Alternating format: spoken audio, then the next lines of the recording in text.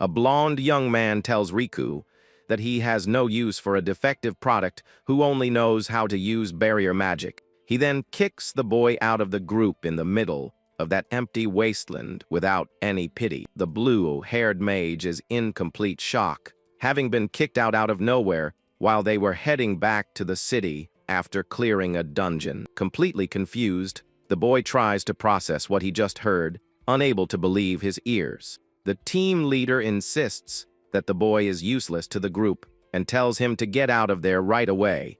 Desperate, the caster asks for a reason, wanting to know why he is being tossed aside like that. The blonde explains that tomorrow they will enter a very difficult place, and having him around would completely ruin the team's progress. With an intimidating look, he asks if the young man knows the real reason, revealing that his name is Ochiburo. This serious-looking guy is none other than the crown prince of that country, who also holds the rare hero class. The title was meant for defeating the Demon King, but since the great villain has already been beaten, it has just become a fancy name. We then see the great capital of that massive kingdom, highlighting its majestic castles and ancient buildings. The current king of the land is sending his son to clear out dungeons to build a good reputation and become the next ruler.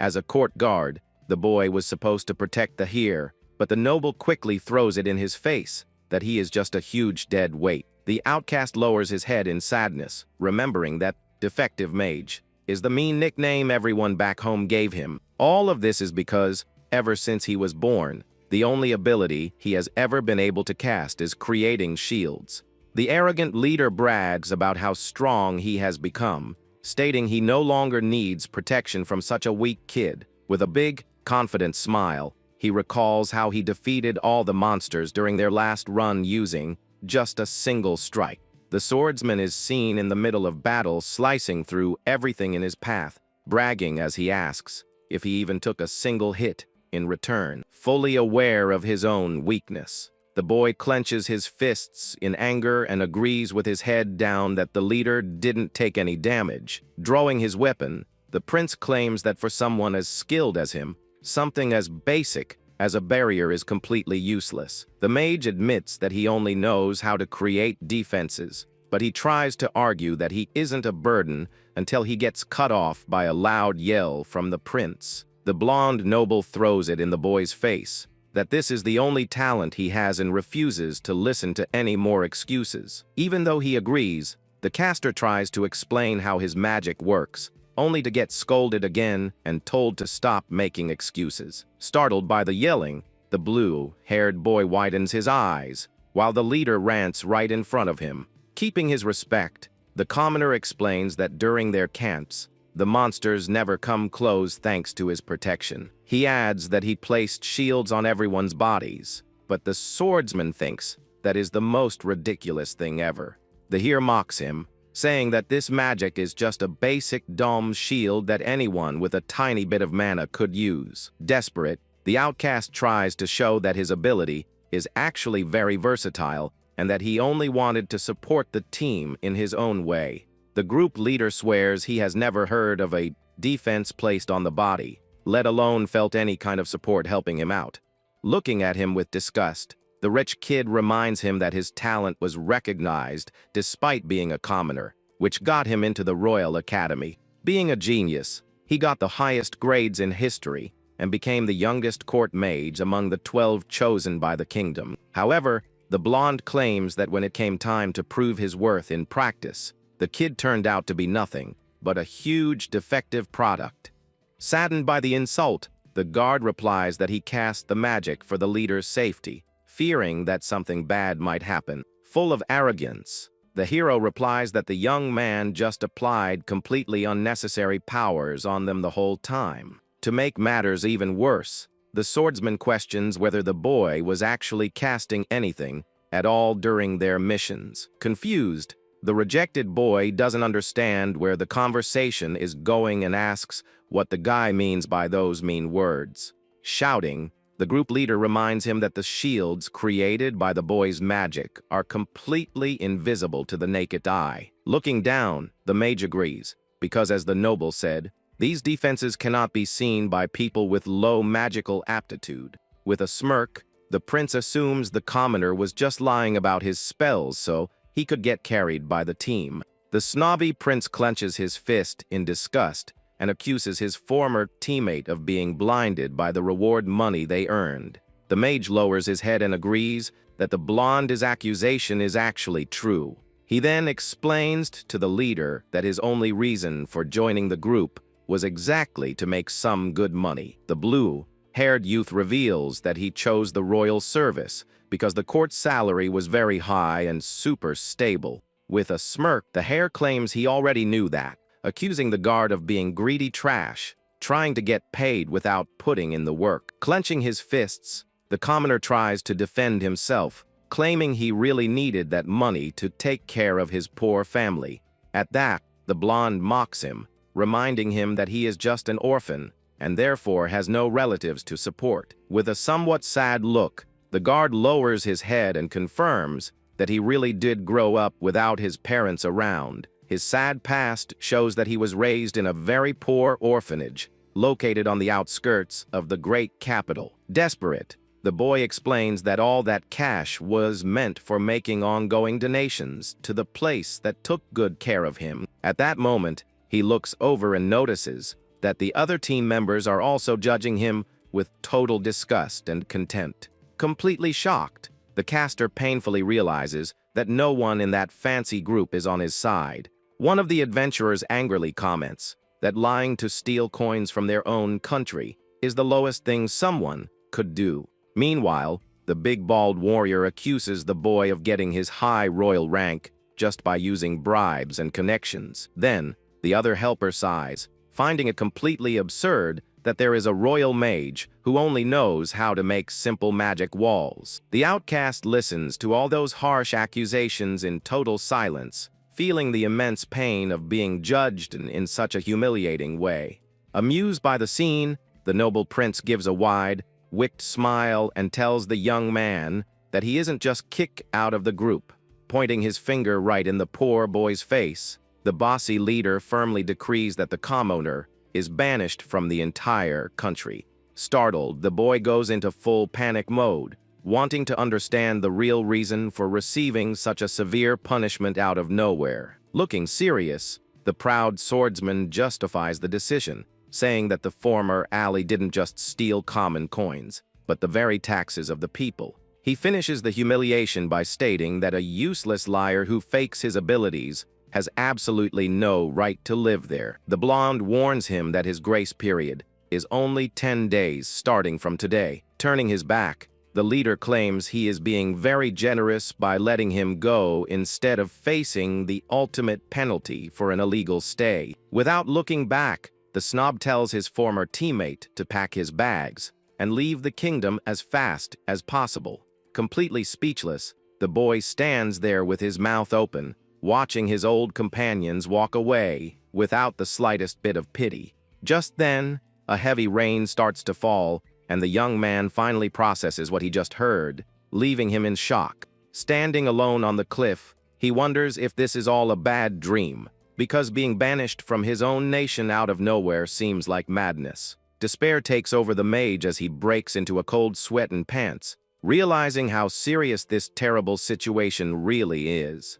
He remembers that the orphanage where he grew up is in that country, and if he leaves, he will never see his beloved family again. The image of the kind caretaker, who always showed him love, comes to mind, making him even more distressed about all of this. Thinking about the poor kids there, the boy squeezes his eyes shut and decides he can't let things end like this. With that, he decides to take action, telling himself that he needs to clear up this huge misunderstanding no matter what. An idea pops into his head as he remembers the majestic king who rules those lands. The plan was to ask the ruler to talk to the prince, but suddenly, a massive danger comes tearing through the air. Suddenly, a giant, spiky tail swipes right past the boy, showing that he isn't alone out there. A monstrous beast appears, roaring fiercely right in front of the mage, ready to make a meal out of him. The beast lunges forward with its giant mouth wide open to strike, but the young man simply says that he is in a big hurry right now. Showing no fear, He makes a hand seal to activate his magical power. While the heavy rain keeps pouring down, a glowing square barrier appears, trapping the giant monster's snout, making a crash into the defense unable to move forward. Holding his pose, the blue-haired warrior starts casting a variation of his technique, called transformation.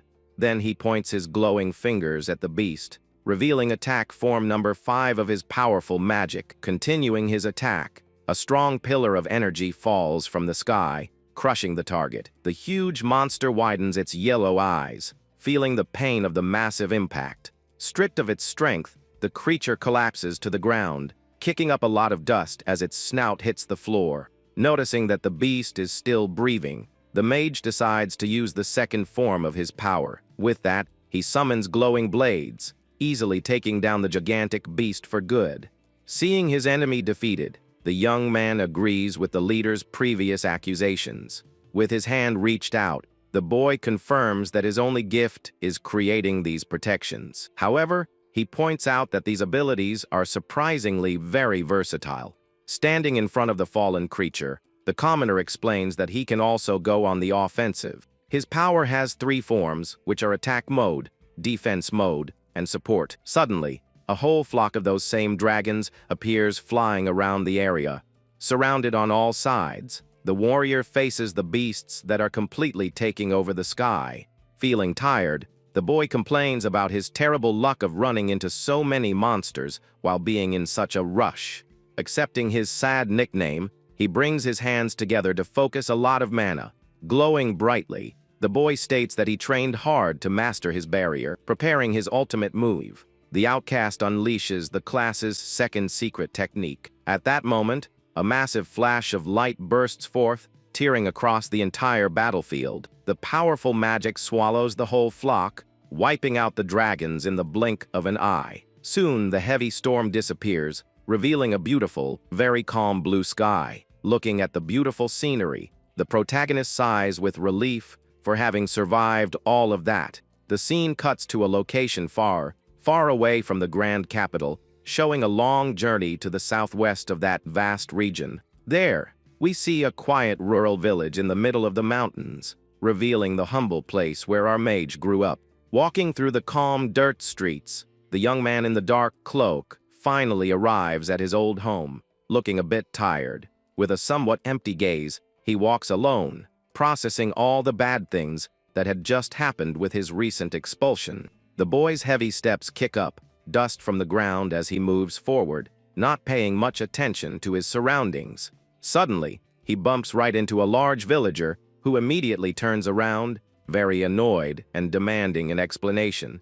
The rude man shouts right in the poor traveler's face, complaining about his attitude for not watching where he was going. Before the fight can get any worse, a girl in a blue dress suddenly appears, telling the big guy to stop all the commotion. This beautiful blonde young woman with a stern look is known there as Miss Flair and seems to be highly respected by the people of the village. Full of attitude, she walks firmly toward the 2 young men, showing that she won't tolerate any trouble on her street. The young woman asks what's happening, so the villager tries to explain, saying that the stranger didn't apologize. Lacking patience, the blonde woman retorts, telling the man that this isn't the right way to treat someone who has just arrived. She points out that the traveler already looked very down and sad, and because of that, he didn't deserve to hear all that unnecessary shouting. Embarrassed, the man scratches his head and apologizes to the girl, but she quickly tells him to apologize to the stranger instead. Maintaining a firm posture, the blonde demands that the bullying villager acknowledge his mistake for bumping into the young man so roughly. Watching all of this, the outcast's eyes widen, completely surprised that someone would defend him in such a kind way. Mustering his courage, the young spellcaster opens his mouth and finally apologizes for his small oversight in a very polite manner. With the situation resolved, the villager walks away down the dirt streets, leaving the pair alone in the middle of the calm village. The tense atmosphere disappears when the caretaker flashes a beautiful smile and welcomes him. Noting that it's been a year since his last visit, the mage agrees, very relieved, and receives a tight hug from his dear friend, who confesses she missed him immensely. Worried, the blonde notices the tired look on the young man's face and asks if something bad happened to him. This beautiful young woman's name is Flare Serial, and upon hearing the question, the boy swallows hard, becoming very tense. The young woman is the daughter of the director of the orphanage, where the exile grew up, having spent their entire childhood together there. From their school days until she became a royal mage, the girl had always been his greatest partner. Being his pillar of support, his companion never let go of the hero's hand, helping him through the worst of times. Chatting in a tavern, the exile explains how the guards blocked his entry to the royal castle. The spellcaster then reveals he came to the village only to say his goodbyes before leaving the country. Listening to the whole sad story, his friend understands the situation and announces that she's leaving with him. Completely shocked, the mage's eyes widen, trying to understand what he just heard. Remaining calm, the young woman reinforces her decision and confesses that she feels a great love for the protagonist. The boy is dying of embarrassment, while the sorceress assures him that she will follow him everywhere he goes. With a very caring gesture, his friend holds the warrior's hand, giving him a great sense of security. Smiling, the blonde woman states that she loves the young man's effort, seeing him as the great man in her life. Shyly, the young man apologizes for all of this, but the woman assures him there's no reason to be afraid. She recalls the past when the hero would send all his money to help raise the orphans. Changing the subject, his companion reveals that the orphanage director has become the head of the local guild. The outcast is startled by the news and is even more surprised to learn that the old man is getting married. Sharing a secret, the blonde explains that her father has finally moved on from his past as a widower to try and find happiness. Listening intently, the traveler discovers that his friend's new stepmother is a very hard-working woman. Thanks to all this effort, the institution is no longer in poverty and doesn't need the mage's donations anymore. The exile listens to his friend and finally understands the new situation at the orphanage. In a gentle tone, the young woman reminds him that he has already worked so hard and now has the right to live as he pleases. With a serious look, the protagonist repeats those sweet words, reflecting on this sudden freedom. Suddenly, the blonde squeezes his hand tightly and asks if the warrior feels any resentment toward her. Mustering his courage, the young man looks deep into his companion's eyes and confesses his great love for her very directly. Very happy, his friend rests her forehead on his hands, stating that being by the hero's side is her greatest joy in life. The young man then confesses that he was already planning to reveal all these strong feelings at their next meeting.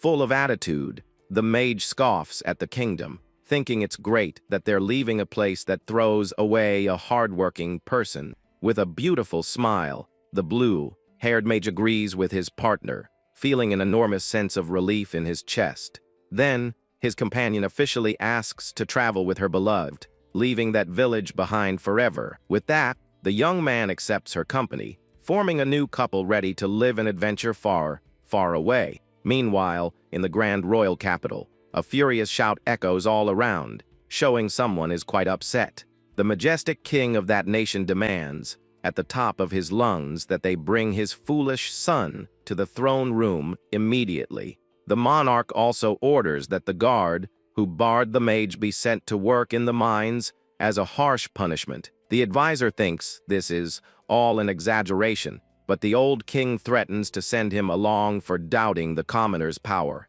Resting his face in his hand, the ruler states with total certainty that the banished boy was a true genius. With a threatening gaze, the leader emphasizes that a talent like that only appears once every 1,000 long years.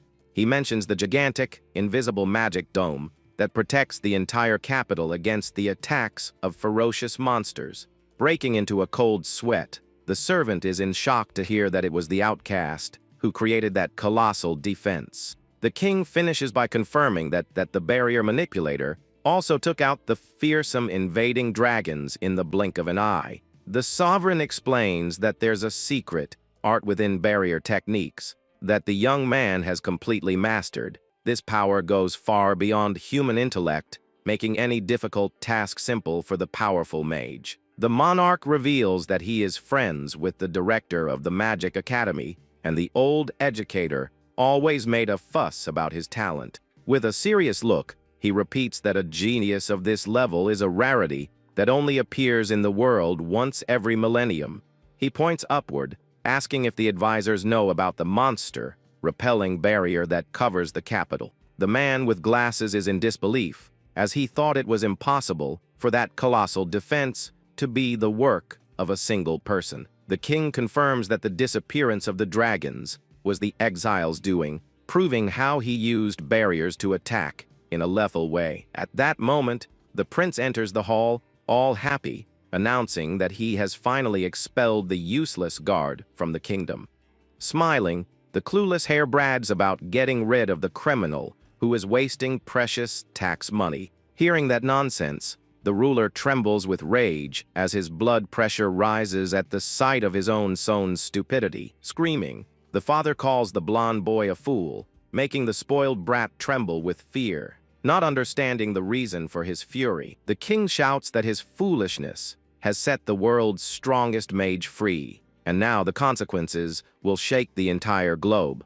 Walking down the dark street, the girl says they need to say goodbye to Mr. Daryun. She smiles, saying that before they leave, they should announce their marriage, which makes him shy. Worried, the mage asks if she's sure about this, as she'll never be able to return home. Without a word, the young blonde woman jumps into her beloved's arms, giving him a very affectionate hug. The young woman reinforces that she has decided to support the warrior on his journey, but he tries to deny it all. Interrupting the young man, the mage assures him that it's all right, as she was the one who chose this path. With a loving gaze, she thanks her companion for allowing her to be by his side. Determined, the girl pulls him to talk to her father and tells the hero to act like a real man. The full moon shines in the sky, illuminating the beautiful night as the couple walks to their destination.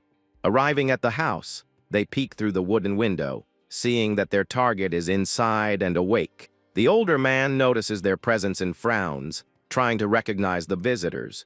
The man soon breaks into a smile upon seeing Riku, asking if the young man has been doing well lately. Without wasting any time, his daughter drops the bombshell, telling her father that she's going to marry the mage now. The shock comes when the old man accepts immediately, thinking it's great, but his son-in-law finds it all a bit too direct. Seriously, the veteran explains that he knows the boy's strength and his excellent character very well. He adds that he knows no one in the world values his daughter as much as the protagonist does.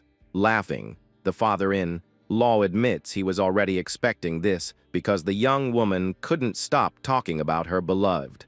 Dying of embarrassment, the blonde kicks her father's shin hard to make him quiet down. While the old man yells in pain, the blushing young woman tells him to stop saying unnecessary things.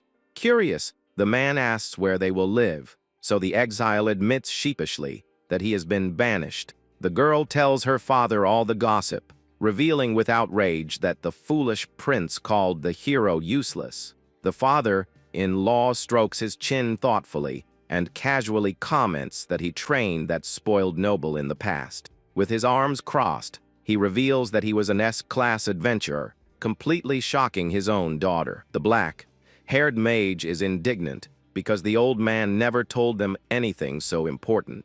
The veteran explains that it was a request from the king, but he ended up getting let go quickly for not pleasing the annoying heir. Hearing that, the protagonist realizes that the royal blonde has always been a huge fool from a very young age.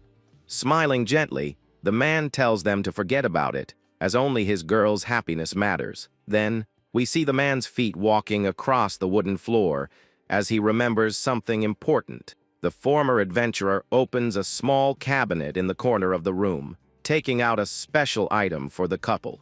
Returning, he hands them a heavy bag of coins as a wedding gift for their long journey. The young man tries to refuse the valuable gift, feeling he didn't deserve to receive so much money like that. The father-in-law insists, explaining that this was the savings he had put aside specifically for her wedding. He smiles, turning down his son-in-law's donations and assuring him that he will protect the orphanage with his wife. The exile looks at the man with admiration, feeling enormous respect for his noble attitude. Accepting the gift, he hears his father-in-law lament that his wife isn't home to meet the young man. The big surprise comes when he mentions that his wife is also an active S-class adventurer. The mood grows heavy when the warrior warns that vampires have been frequently seen in the region. The young man frowns, remembering that these immortal monsters live in the night, feeding on human blood.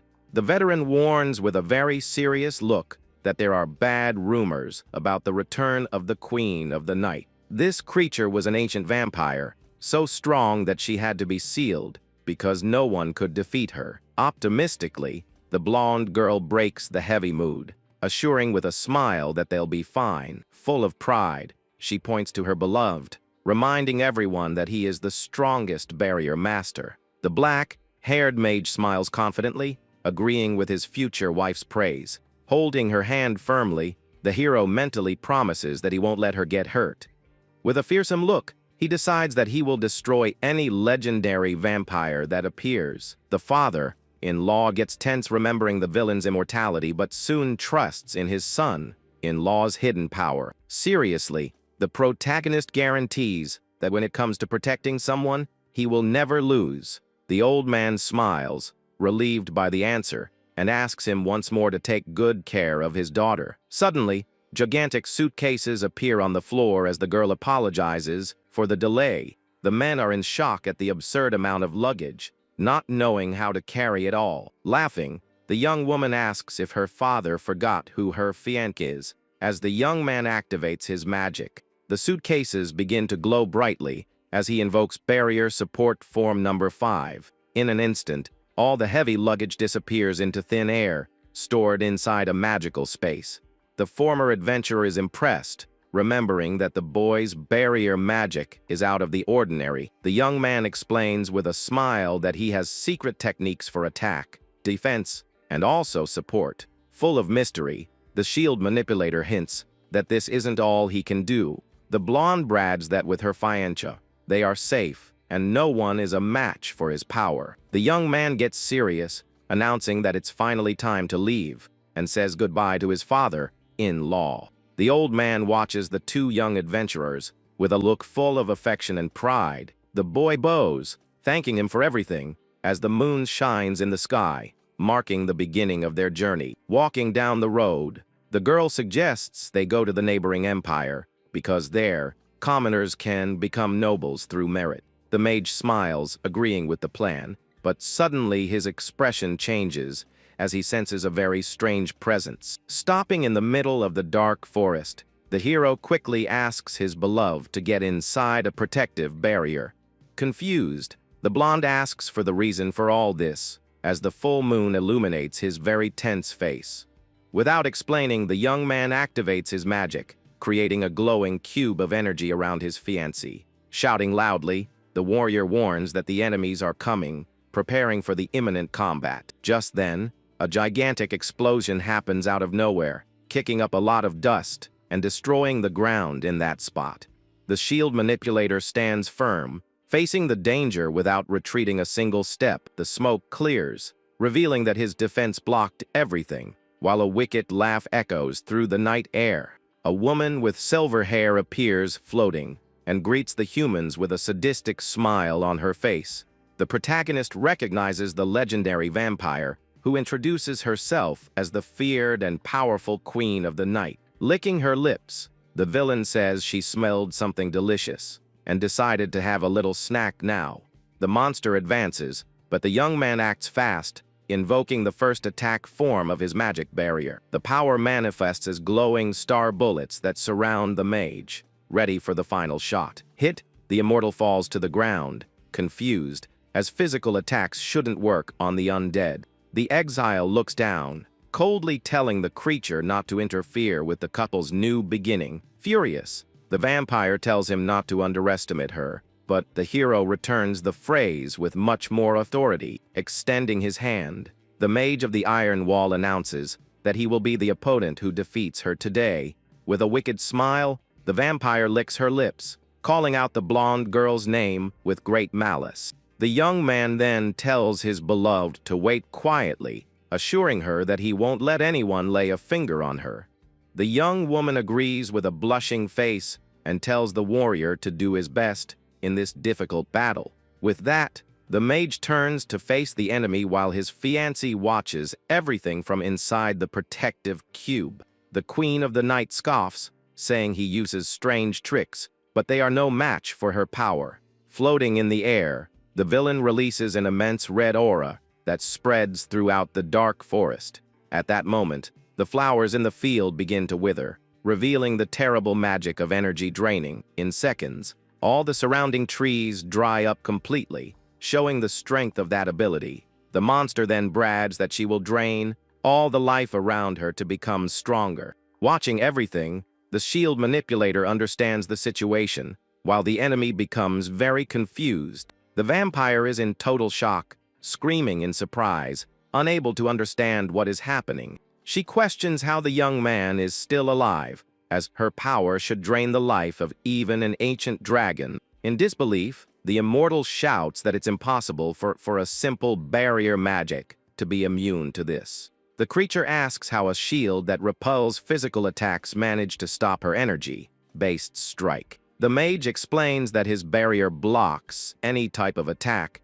with the intent to harm. In a rage, the villain screams that she has never heard of such an absurd ability in her entire life. Seriously, the exile tells the enemy to remember this well before being completely defeated by him. The warrior then forms a seal with his hands, preparing his next attack with great concentration. With that, various glowing geometric shapes appear around the young man, showcasing his power. Struck, the vampire feels immense pain and realizes that the situation has become very bad for her.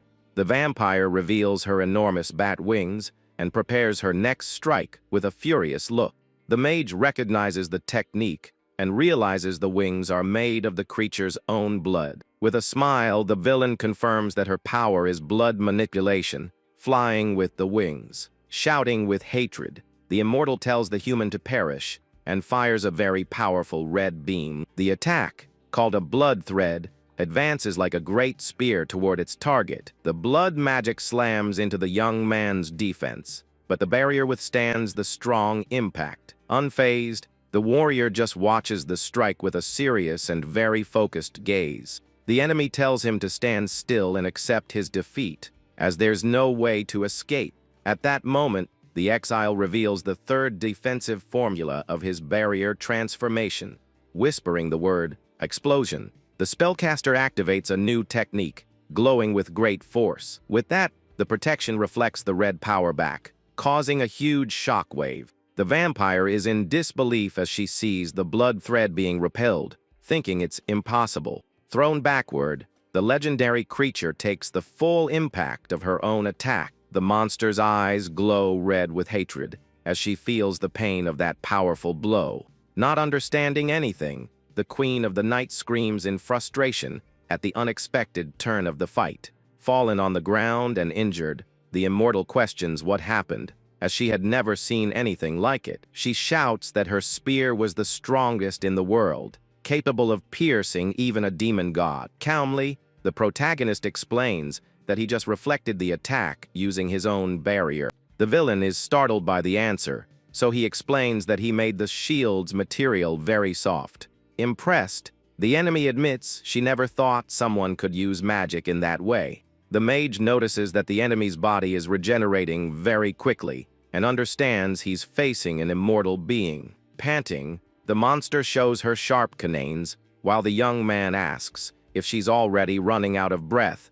He mocks her, saying that the mighty queen is struggling against a mere human, and she yells at him to be quiet. At that moment, the villain asks what he really is, and the protagonist just smiles in a very mysterious way. Calmly, the young man claims to be just a flawed mage who can only use simple barriers and nothing more. Furious, the vampire shouts for him not to lie, because a useless person could never push her to this limit. She warns him not to be underestimated, as she comes from a noble lineage and guarantees she would never lose to a weak commoner. Just then, the hero's eyes glow intensely as he listens to the creature of darkness's furious cry. The monster activates a blood-strengthening technique, changing her appearance to become much faster and more lethal. With a swift movement, the villain tears through the air and rushes like a red lightning bolt toward her opponent's neck. Surprised by the absurd speed, the young man's eyes widen as he realizes the enemy is already right on top of him. In that instant, the queen gives a victorious smile and states that at this distance, he wouldn't have time to create shields. Then, the creature grabs the mage from behind with great force, thinking she has finally captured her prey. Keeping his gaze fixed, the young man shows no fear, even in the arms of that dangerous, immortal villain. Just then, the monster unleashes her secret art, creating giant claws of blood to begin draining all the hero's life. Laughing insanely, she announces that she will drain his life energy directly, and that it will all be over in a second. But the young man remains calm as the villain guarantees his life will wither away before so much dark power. Suddenly, the warrior opens his mouth and calmly whispers that he's still alive, leaving the queen utterly confused. Shocked, the vampire asks how this is possible, since with no space between them, no defense should work. The mage reveals that he used his fifth armor form, creating an invisible, microscopic barrier around his entire body. At that moment, the vampire looks startled and asks if the young man is really an ordinary human being. But the villain soon spreads her enormous wings to try and escape the complicated situation. Then, the Queen of the Night shouts that she will end the mage's life on their next encounter. With that, a glowing cage appears around the monster as she realizes something is blocking her path. But the hero announces that there won't be a next time, activating his secret prison technique. At that moment, the young man guarantees that he will destroy the creature's existence right there on the battlefield. But the young man apologizes and informs her that he will have to seal the enemy forever. He explains that since she is immortal and cannot be done away with, the only solution is to imprison her soul. With a determined look, the barrier master decides to erase the villain's presence from this world. The warrior then focuses all his mana to finish the job once and for all. Then, the queen realizes that the young man is a descendant of the ancient mages who sealed her people in the past. But she panics upon realizing that she is facing her greatest and only natural enemy. Desperate, the monster screams that she does not want to be trapped in a magic seal again. At that moment, the creature laments that she had just regained her freedom, only to lose everything now. With a firm movement, the protagonist unleashes his secret sealing art against the evil spirit. Then the glow fades, and the hero confirms that the sealing was completed successfully. At that moment, the young blonde woman watches from a distance and takes a deep breath, feeling an enormous sense of relief. With that, his girlfriend runs towards her beloved and celebrates the victory against the legendary vampire. But the young man just gives his companion a gentle smile, enjoying that moment of peace. At that moment, the hero remembers that his fiancée is actually known as a child of the sky. Curious, the young protagonist asks the meaning of the term, child of the sky, and hears that she is a very special being. At that moment, the blonde woman explains that because of this, various monsters will hunt the girl, wanting to steal her power. Sitting on top of several defeated beasts, she warns that the young man must protect Flair from all these terrible dangers, but the boy asks if his master can stay with his friend forever and receives an immediate no as a response. Calmly smoking, the woman states that she has her own work to do and therefore cannot take care of her daughter all the time. With that, she orders her apprentice to look after the blonde until the end of her life, even if things get very bad in the future. Then we see the couple smiling as the young man accepts the duty of protecting her at any cost, even if it costs him his life. Under the light of the full moon, the girl praises the young man's power, stating that he is simply incredible.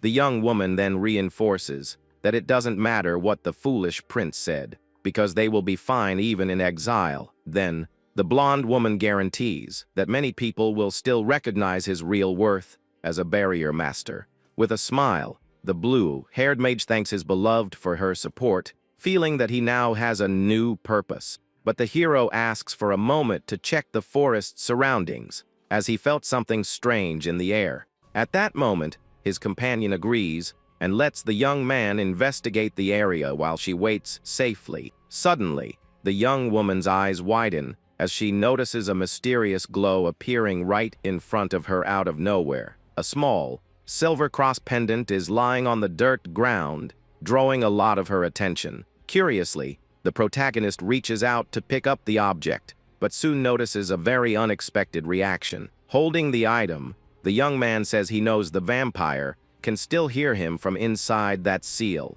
Just then, a groan of pain comes from the sacred object, indicating that the creature of darkness is trapped inside. Surprised, the mage wonders about that sound of suffering as he observes the small, glowing accessory. Screaming, the villain laments having lost to a low-class human and does not accept the humiliating defeat.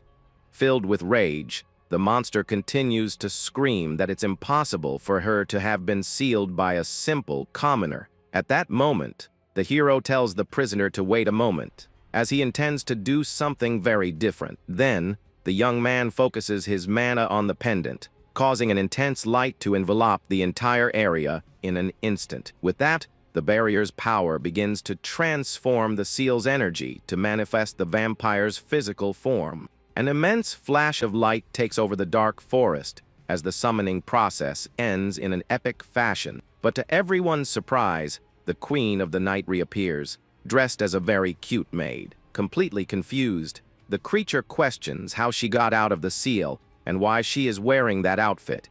The mage explains that he just loosened the sealing technique a bit to let her appear in this physical form. The young man then informs her that her power, as a vampire, is trapped in the pendant, and the villain is amazed by such a level of sorcery.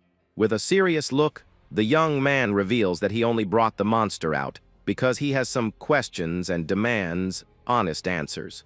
But the prisoner puts on a mocking face, stating that she would never answer anything for a simple human like that commoner. Then, the protagonist activates a restraining magic, making the creature scream in pain as she's hit by the invisible force.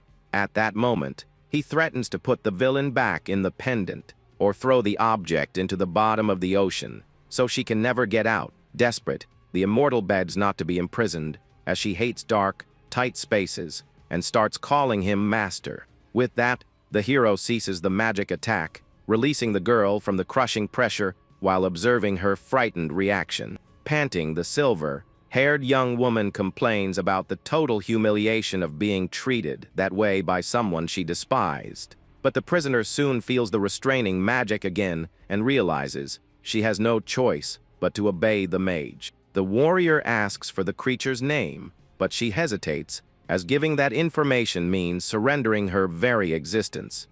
Yielding to the pressure, the young woman reveals her name is Carmilla Vlad Tepes, while looking at the protagonist with great anger. The young man then formally introduces himself as Riku and maintains a calm smile in the face of the dangerous Queen of the Night's fury. But the girl questions if he's not ashamed to interrogate a defenseless young woman in such a brutal and shameless way.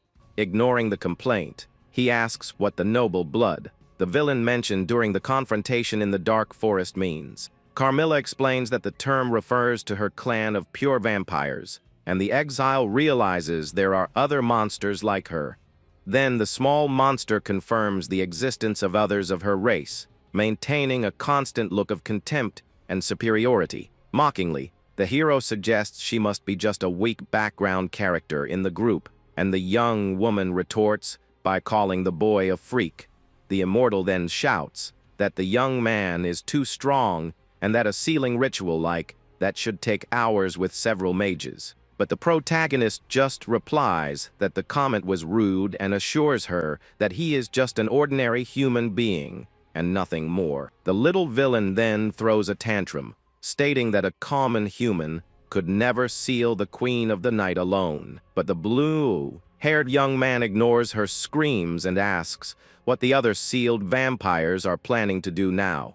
At that moment, he stares intently at the prisoner, wanting to know why her seal broke before the others. Then, the young woman explains that in the past, she drank the blood of a barrier master, and thus learned how to undo her own seal. With that, the hero is surprised to discover that his servant also possesses the gift of manipulating magic defense techniques.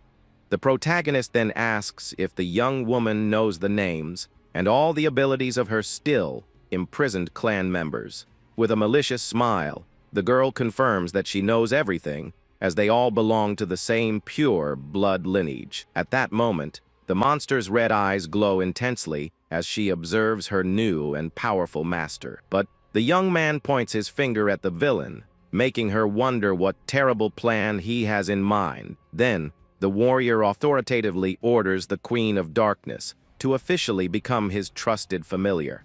The creature is in total shock, unable to believe that a superior being like herself should become the servant of a mere human. But the exile promises to give the young woman a little freedom if she hands over all her knowledge about her noble clan. In that instant, the young woman arrogantly refuses the offer, remembering that she carries the blood of a very important lineage.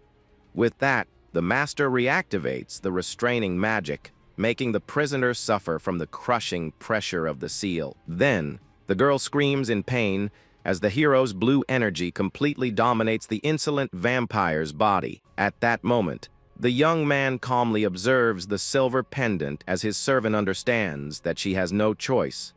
But the young man coldly states that this is not a request or a proposal, as the decision has already been made and cannot be changed. The small monster then calls her master a demon and claims that he is much worse than any evil creature. With an ironic smile, the protagonist accepts the insult as if it were a great compliment coming from someone so dangerous. Under the moonlight, the prisoner asks the reason for this need, while he states that he needs wisdom to win. At that moment, the prisoner says she won't betray her clan, but the young man asks if she wants to stay sealed forever, so she apologizes. With that, the mage orders the monster not to say anything, because he doesn't want his beloved to notice her presence, so they decide to use telepathy. Soon after, the beautiful blonde approaches the hero and asks if everything is okay, observing the surroundings with a curious gaze. In that instant, the blue-haired young man gently pats his girlfriend's head to calm her down in a very kind and caring way. With a smile, the warrior states that there are no problems, and his companion is very happy to know the danger has passed. Then, the blonde girl gives the young man a very tight hug, showing all her love and affection for him in that peaceful moment in the forest. At that moment, the vampire senses a strange scent coming from the young woman and begins to suspect something very important about her past. Watching from inside the pendant, the creature of darkness wonders if that human belongs to a very specific bloodline. But the protagonist announces that they need to leave now and begins to prepare a very rare secret barrier transformation technique. With that, he uses the creation of all things and conjures a complete carriage with a horse out of thin air, leaving his beloved shocked. At that moment, the immortal servant is completely speechless upon seeing that absurd magic and screams in surprise inside her master's mind. Then, the young man calmly explains that he just created the vehicle using his barriers, but the small monster doesn't understand how that's possible. With great patience, he explains that he uses tiny shields as if they were atoms to generate any type of matter he desires now. The Queen of the Night then completely freaks out, stating that this is not simple at all and calls the hero a freak for possessing so much power. Finally, the journey of this unusual group truly begins as they travel on, not knowing what challenges await them in the future. With that, they continue their journey in the barrier carriage, taking the legendary vampire as the new familiar of their small team. At that moment, the mage explains that he can control everything he creates, so the journey proceeds without needing a regular driver. Then, the hero asks if the young woman really likes that little creature so much, and she responds with a big smile that she does. We then see the blonde woman squeezing the small black animal, which is actually the sealed monster transformed into a very cute cat. The feline seems very uncomfortable with all the affection, but can do nothing to escape the young woman's arms. At that moment, the young man reveals that the cat is the queen of the night, Carmilla, and she continues to complain a lot inside his mind. All this is happening because the servant wouldn't stop complaining about being trapped inside that small silver cross pendant. So, the master created that animal body using his barriers to serve as a vessel for the immortal villain's soul. At that moment, his companion asks where he found such a cute little thing, and the young man makes up an excuse on the spot. The young woman then asks to keep the kitten, and the protagonist agrees, feeling a twinge of jealousy about the whole situation. With that, the warrior makes a grumpy face, because he wished he were in the creature's place, receiving all that special attention from her. But the vampire soon warns that it's not the time for jealousy, as she sensed something very strange happening just outside. At that moment, the mage goes on high alert and tells his beloved that he's getting out of the carriage to check the road ahead. Then, the young woman insists on accompanying her beloved, and the two get out of the vehicle to see what's causing all the commotion. They then walk through the dark forest and find several soldiers fallen on the dirt ground in a scene of great defeat. At that moment, we see several warriors in armor groaning in pain as they try to stay alive after a very brutal combat. One of the guards complains that he is in a lot of pain and seems to be in serious condition, begging for any kind of real help. Then, the pair observes the scene with a look of total shock, as they never imagined seeing so many injured people in one place. The combatants then start shouting, desperately asking for healing potions to try and save their comrades' lives. The leader of that squad orders them to bring all available medicine, but their situation seems very desperate. Riku looks at the scene with a very serious face as he notices the suffering of those men in the middle of the woods. With that, the blue-haired young man tells Flare that he will be a little late to provide aid to the guards, but the blonde young woman replies that it's okay and decides to help as well, facing the situation with great determination and courage. At that moment, the hero focuses his gaze on one of the injured combatants who seems to be in a much more critical situation. Then, the young man approaches a warrior leaning against a tree and asks if the man is okay. Calmly, the mage explains that he is just a traveler with some knowledge of healing arts and intends to help. The soldier sighs in relief, saying that the help would be great, and points to his other fallen comrades nearby. But the protagonist pauses for a moment, realizing that this specific man's condition is very worrying. He then notices that the warrior's left arm is severely injured and in a truly deplorable state. With a pained look, the combatant reveals that the injury was caused by a gigantic and very dangerous creature. The guard explains that the group was hunting a ferocious beast, but the creature fought back and caused all that damage. At that moment, the vampire transformed into a cat starts to tremble, indicating that something terrible is about to happen. Worried, the blonde pets the feline and asks what's wrong, as the little creature won't stop shaking. The small creature of darkness is on high alert, sensing a malicious presence that only she can identify.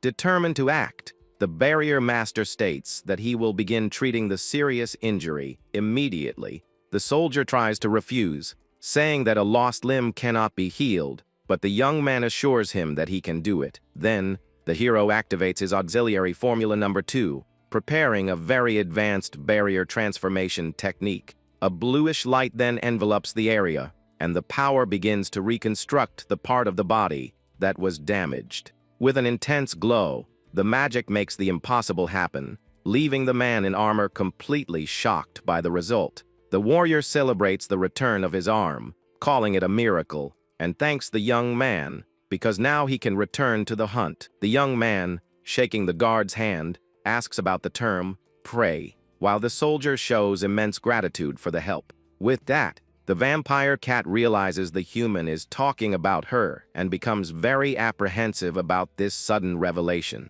Then, The warrior shouts to all his friends, announcing that they were saved by a very famous and skilled healer. But the blue-haired young man gets embarrassed and tries to explain that he's not exactly a real professional medic. At that moment, the combatant begs in tears for the young man to save his injured companions, who are lying there. With a focused gaze, the hero activates his barrier expansion, creating a gigantic dome of light that covers the entire forest area. He then unleashes the mass healing technique as a very bright bluish energy takes over the entire dark environment. With that, the injured soldiers begin to feel the effects of the magic and are amazed by the immediate sense of relief.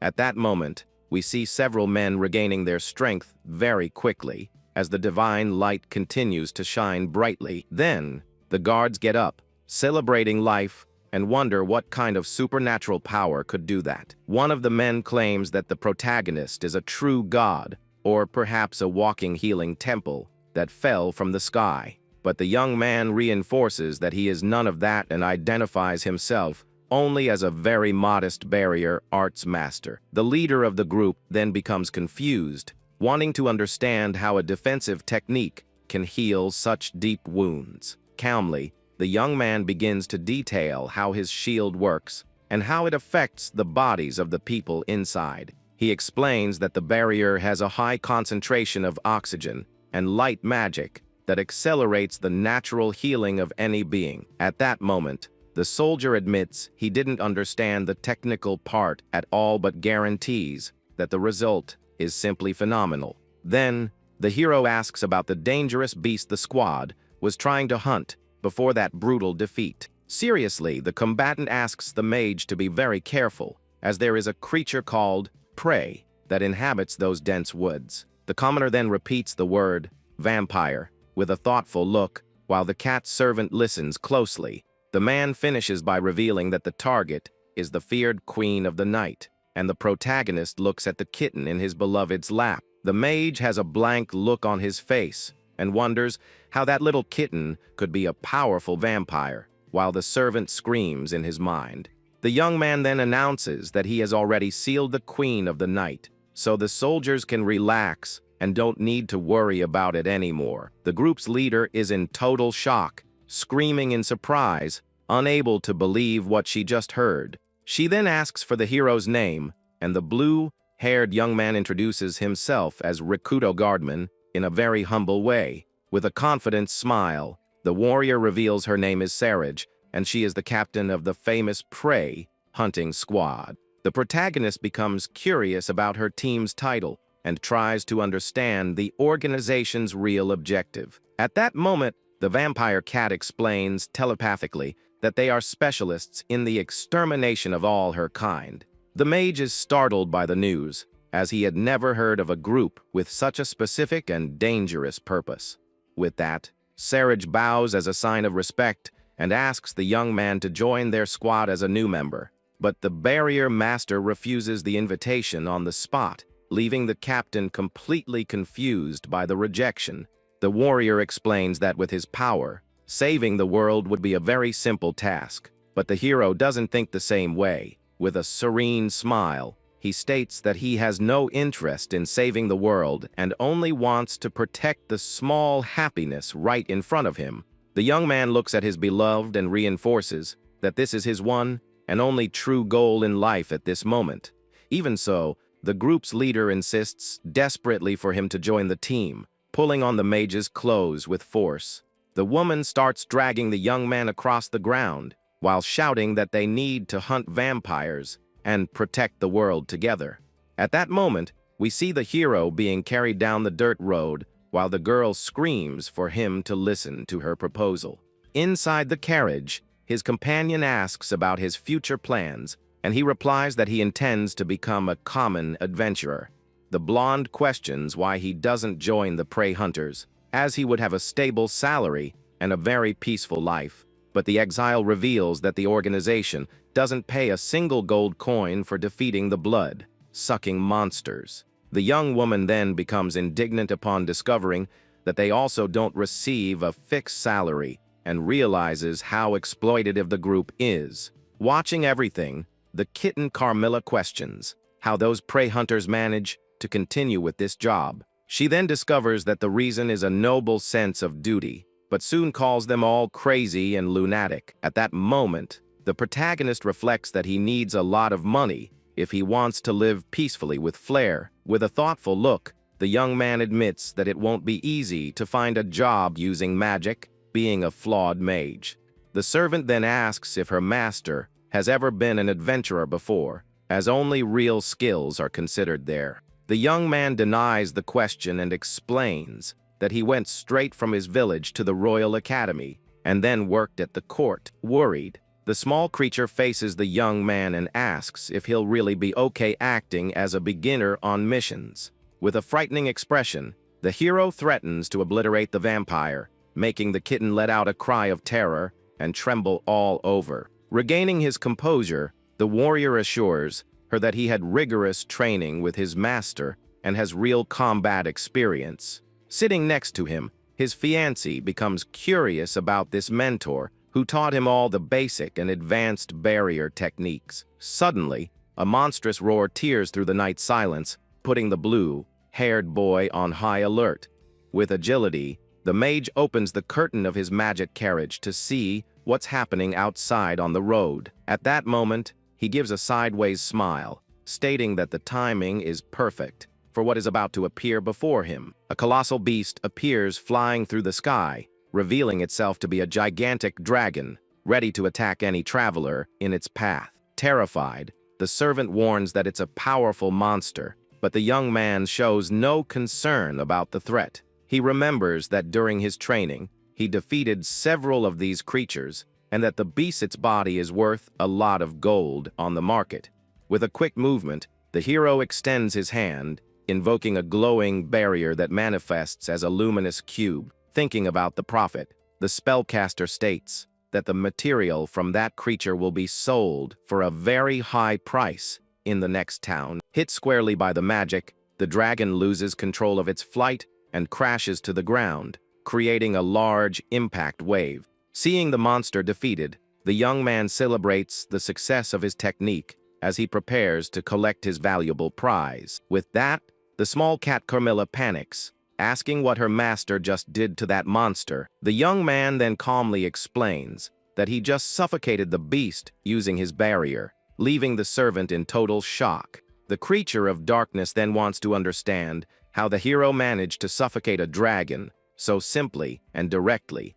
With a serene look, the mage says that activating a shield means dominating that entire space, which is very natural for him. But the vampire shouts that there's nothing normal about it and questions why the young man is so detached from reality. At that moment, the commoner states that he has never met other barrier masters and therefore has no one to compare himself to. With that, the servant understands that his magic is so specific that the young man doesn't even realize how out of the ordinary he really is. The kitten then asks why he suffocated the beast instead of using that star-shot attack he showed earlier. The warrior then explains that an explosive attack would destroy the valuable scales and lower the selling price of the carcass.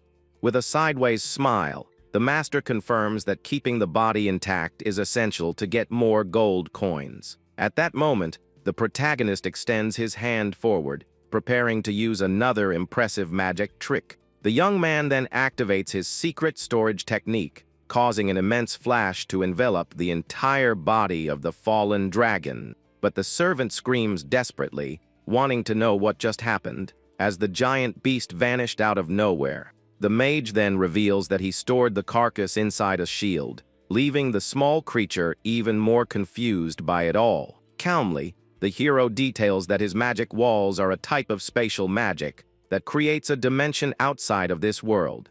At that moment, the immortal vampire stares at her master with a look of total disbelief, processing that absurd information. But the young man continues his explanation, saying that this auxiliary formula is used to store any object in that void. With that, the kitten calls the young man weird, but he just agrees, remembering that he's considered a flawed mage. The creature then states that the boy's common sense is all broken because he lives in this abnormal state every day. The master then asks if she's calling him weak, but the servant yells that the young man is just too strong. The small cap then asks how he came to that conclusion, but the mage says that everyone calls him a flawed product. Calmly, the young man asks if the vampires were strong in the past, while looking at his servant with a look of total doubt. Annoyed, the small monster states that in the old days, they were feared for being the most powerful species that ever existed. The young man then says that talking about the past doesn't help at all, and Carmilla starts thrashing on the ground in a rage. At that moment, the hero picks up the animal by the neck and announces that it's time for everyone to return to the carriage now. With that, the master carries his servant very casually as he walks back to meet his beloved Fianti. The creature's red eyes then glow intensely as she whispers the young man's name inside her mind.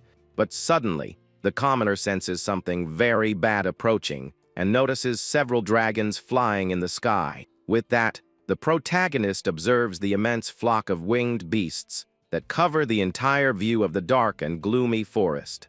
In that instant, we see an absurd number of monsters surrounding the area, making the battle atmosphere much more tense. But the blue-haired mage cracks a greedy smile and states that he's looking at a veritable mountain of treasure. The small feline's eyes then widen, and she wonders if her master really intends to face them all alone. With a look full of confidence, the young man confirms that he will act, as he can't let this chance for profit pass him by today. At that moment, the spellcaster forms a seal with his hands to activate his spiritual barrier formula with great mastery.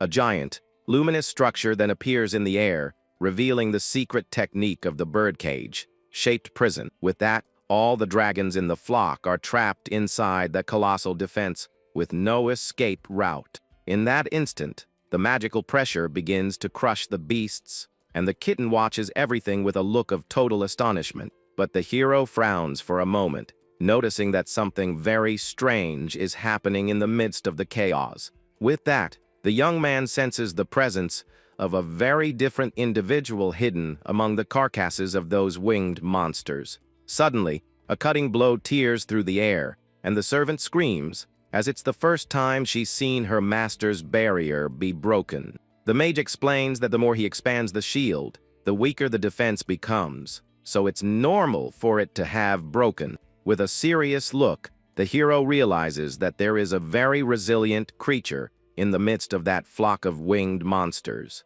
We then see a zombie dragon letting out a frightening roar as it tries to escape from that powerful magic prison. With that, the small cat reveals that it is a corpse dragon, and the young man asks what kind of creature that is.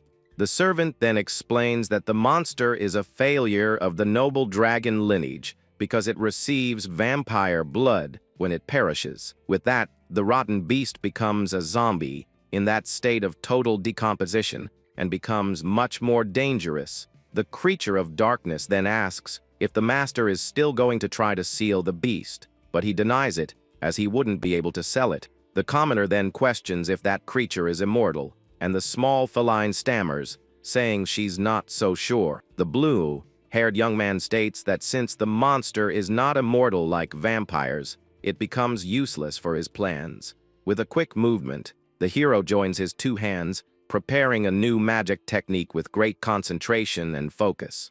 The servant then warns that the beast's flesh can pollute the land and air, but the master guarantees that none of that will happen. With that, the vampire is left with her mouth wide open, because leaving the beast, there would be a mistake, and she doesn't believe in the young man's confidence. The mage states that he knows this, and that's why he's going to blow everything up without leaving a single trace of dust on the battlefield. At that moment, the warrior begins to glow as he concentrates an absurd amount of mana for his next attack. The kitten is in total shock, screaming in surprise as she feels all that magic power being accumulated in a single point. With that, the young man gathers all his energy in his hands, creating a glowing sphere of light ready to be released now. The hero prepares to use his supreme art, and his eyes shine with a very impressive blue intensity. The sphere of light then transforms into a point of black energy that absorbs everything around it like a colossal whole. With a furious look, the master unleashes the void technique to completely erase the existence of those creatures. The power then expands in the form of a huge shadow that swallows the entire cage with all the dragons inside. At that moment, the zombie dragon lets out a final cry of agony as it is completely disintegrated by the strong magic. Under a reddish sky, we see the mage observing the result of his technique, while his servant seems to be afraid. The small kitten trembles with fear upon seeing the demonstration of destructive power and is left completely speechless. With that, she tries to flee from the terrifying scene, but soon realizes she has nowhere to go and ends up stopping right there. Desperate, the creature of darkness screams very loudly as she is sucked upwards by a very powerful invisible force. The young man looks at the blue sky and confirms that everything ended well as peace takes over the battlefield. With a serene smile on his face, the protagonist turns to his servant, looking quite satisfied with the result. The vampire screams, wanting to understand what that was all about, and the young man explains that it was his supreme art, the void wave. The small kitten then repeats the name of the technique with a look of total disbelief, unable to believe her master's power. The commoner then details that there are tiny particles called atoms that make up everything that exists in that world. Confused, the creature of darkness tries to understand the logic behind that absurd magic, but can't process it all. The warrior reveals that he heard the principle of his technique was the same as a very powerful nuclear device. With that, the servant questions who would have told him something like that, but the young man admits he didn't quite understand it either. The small cat then gets a worried look, noticing that her master has no idea what he just did. She realizes that he can unleash such a great force without any awareness of the real danger it represents to everyone. The vampire warns that he is too dangerous to be loose in the world, as the clear sky reflects the calm of the forest. The barrier master agrees with the statement and admits that not understanding the power he wields could be a very bad thing in the future. With an angry look, the creature realizes that the young man is not taking the situation seriously and gets quite irritated with him. The servant then screams that that's not the problem, but rather the fact that he is extremely strong and too unpredictable. The small kitten finishes her scolding by asking what that destructive light was that erased everything from existence in the blink of an eye. The group finally arrives at the Madukas Empire, and the young man admires the beauty of the place while observing the large buildings. With that, his beloved explains that they are in the city of Saladius, a very bustling place filled with various travelers. We then see that the place serves as the gateway to the empire and is home to various different races living in harmony. The young man then notices the intense flow of pedestrians on the streets, showing how prosperous and full of life the region is. But the blonde suggests that they first look for an inn, and then go to the Adventurers Guild. With an excited smile, the young woman shows a piece of paper, revealing that she has already chosen a great place for the couple to spend the night. They then stop in front of a very charming building that seems to be the accommodation recommended by his travel companion. Soon, the couple goes up the stairs and stops in front of the wooden door of the room reserved for the two young people's rest. At that moment, the mage's face turns all red, and he questions if this is really supposed to be happening right now. But upon entering the room, the hero notices that there is only a single double bed available for them to sleep in. With that, the beautiful young woman makes an angry expression, staring at her boyfriend, who seems very nervous. The young woman then asks provocatively if the young man wouldn't like to share the same room with her that night. Startled, the protagonist gestures with his hands, trying to explain himself as the atmosphere gets increasingly tense. But the blonde starts to laugh, saying it was just a little joke to lighten the mood between the couple. The girlfriend then opens her arms and tells her beloved to come closer with a very caring and loving look on her face. With his face on fire, the blue-haired warrior looks away, trying to process the whole romantic situation. Suddenly, a quick movement happens in the room as the two prepare to finally relax after their journey. His companion then pulls the young man onto the bed, stating that the journey was tiring and they deserve a rest now. The young man sighs, remembering that many crazy things have happened since he was recently exiled from his home country. Finally, his fiancée praises the master's effort and tells him to sleep well, as tomorrow will be full of new adventures.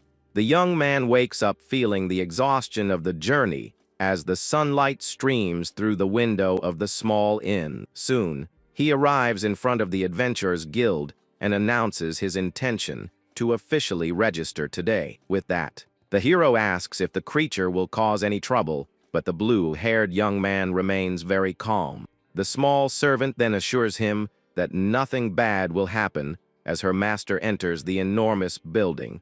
Walking with a firm stride, the young man advances down the luxurious corridor, ready to start his new career as an adventurer. The mage is then amazed to see that the doors open on their own, noticing how advanced the technology is there. Observing the large hall, the commoner sees that the service counter is right at the back of the building. At that moment, the exile greets the woman at the counter and reveals his wish to become a professional adventurer. With a polite gesture, the receptionist places a form on the table, asking the young man to fill in his personal details. Holding the quill, the young man begins to write the necessary information to complete his registration at the guild. The warrior then finishes writing down his class as a mage, but the employee seems to find something strange on the paper. Surprised, the blonde asks if he really only has the barrier ability, and the young man seriously confirms the information. The boy states that this is the only power he can use, showing total confidence in his choice. Understanding the situation, the woman informs him that the candidate will need to take a mandatory exam to complete the process. The commoner is startled by the news, but the employee assures him that the test is not difficult and he shouldn't worry. In that instant, the attendant brings a glowing crystal ball, explaining that they need to measure his mana capacity. Suspicious, the young man asks if the item won't break, but she states that the object is enchanted and very durable. The hero then places his hand on the sphere, channeling his magic energy for the test to begin once and for all. In the blink of an eye, the crystal displays the number 150, leaving the master surprised by its quick operation. Amazed, the exile comments that he has never seen such a modern device in his old country. While the woman smiles, satisfied, the boy wonders if everything is okay, but a chubby fellow arrives with a very arrogant attitude, calling him a punk. At that moment, the mage looks to the side, trying to understand who this conceited stranger is who just interrupted everything. The pink-haired noble introduces himself as Kamas and claims to be an important member of the Empire's elite. With a very mocking smile, he asks if the commoner has been living under a rock for not knowing of his fame. The protagonist then questions what a rich kid is doing in a place like this, making the short man shout at him to be quiet. With that, the villain complains about hearing that a mage only uses barriers and scoffs at the magic capacity the hero claims to have. Annoyed, the young man asks to be left alone if the man has nothing important to discuss at that moment. But the spoiled brat claims he is just giving advice because a flawed product could never be an adventurer. In that instant, the master turns his attention back to the test and begins to release his mana much more intensely. Then, an immense flash of light takes over the room as the young man's power explodes, sending pieces of light flying everywhere. Shocked, the noble and the attendant's eyes widen as they witness that demonstration of raw, overwhelming force. At that moment, the spellcaster gives a victorious smile, knowing he has surpassed all the expectations of that modern guild. With that, the chubby fellow is left speechless as he sees the sacred object being destroyed by the dark-haired boy's bluish energy. The man then screams in terror, asking how that was possible since the item was considered indestructible by everyone. The employee then exclaims that it's impossible for the crystal to have broken, and is at a complete loss for what to do now. With a look of panic, the woman states that this event is unprecedented and tries to understand what really happened. At that moment, the exile realizes that the device simply couldn't handle his absurd power and finally gave way. With that, the hero remembers that he warned about the danger before starting and feels a bit embarrassed by all the commotion. The blonde then tries to regain focus and suggests moving on to the next phase of the exam, while the young man asks about the rest. Finally, the attendant explains that there are only 2 tests left: target practice and a real combat against someone. As mentioned before, we see the training yard, where the next stage of the official exam will now begin. The receptionist then explains that the next phase consists of a practical accuracy test against that distant target. Pointing to the object, the woman details that the item has magic tools to measure the force of the impact generated. With that, the blue-haired young man observes the colored circle while hearing that he needs to surpass a minimum score. The mage asks if the strike must be magical, or if other weapons are also allowed in the process. The employee assures him that any type of ranged attack will do, citing the use of a bow and arrow as a good example. Curious, the young man asks about the energy limit the target can withstand, wanting to avoid another disaster. Smiling, the blonde states that the structure is reinforced with stability spells, being considered completely indestructible. Thoughtfully, the exile decides that maybe he should hold back a bit to not cause more trouble in front of everyone. At that moment, the conceited pink-haired noble scoffs at the commoner's attitude, calling the boy arrogant once again. The chubby fellow insists that a failure who only makes barriers could never pierce such a resistant target. The villain then mocks, stating that the hero will fail miserably because his power is limited and completely useless. Remaining calm, the protagonist just observes the chatter, while the rich kid announces he will give a real demonstration. The man states that he will show how a real mage should act, but the boy just asks to be left alone. In that instant, the master fixes his gaze on his opponent, sensing that something very over the top is about to be cast. Full of rage, the noble shouts for the young man to witness the flames of his purgatory as he begins his attack. With a sharp movement, the enemy invokes the spirit of fire, asking the entity to reside in his hands now. An immense flaming sphere begins to glow intensely between the man's fingers as he prepares for the final shot. Shouting the word, "Fireball," the arrogant man unleashes all his destructive power toward the training target. With that, a gigantic explosion occurs in the middle of the field, kicking up a lot of smoke and covering the entire combat area. Kamas brags about his strength, while the attendant is impressed with the level of destruction he caused. With that, the panel shows 132 points, indicating that the noble surpassed the required average to pass. At that moment, the spoiled brat flashes a huge grin and asks if the commoner saw what a true master is capable of. Then, it's Rikudo's turn to take his test as he faces the target with a very focused and thoughtful look. Walking calmly, the young man positions himself and wonders if he should take the training completely seriously now. He then extends his hand toward the wooden circle while the receptionist watches everything with great attention. The hero decides not to use his most powerful technique to avoid drawing too much attention from everyone. With a quick movement, the mage fires his star ability, which travels at high speed, cutting through the air. Then, a colossal beam of light crosses the area and blows up the back wall, generating an absurd impact. In place of the target, there is now only a perfect hole, showing that the attack went through the object effortlessly. Completely in shock, the receptionist and the pink-haired noble are left speechless by such a demonstration of power. The young man wonders why everyone is screaming like that and is confused by the pair's desperate reaction. The short man then yells, asking how the boy managed to use magic without performing any kind of sacred chant first.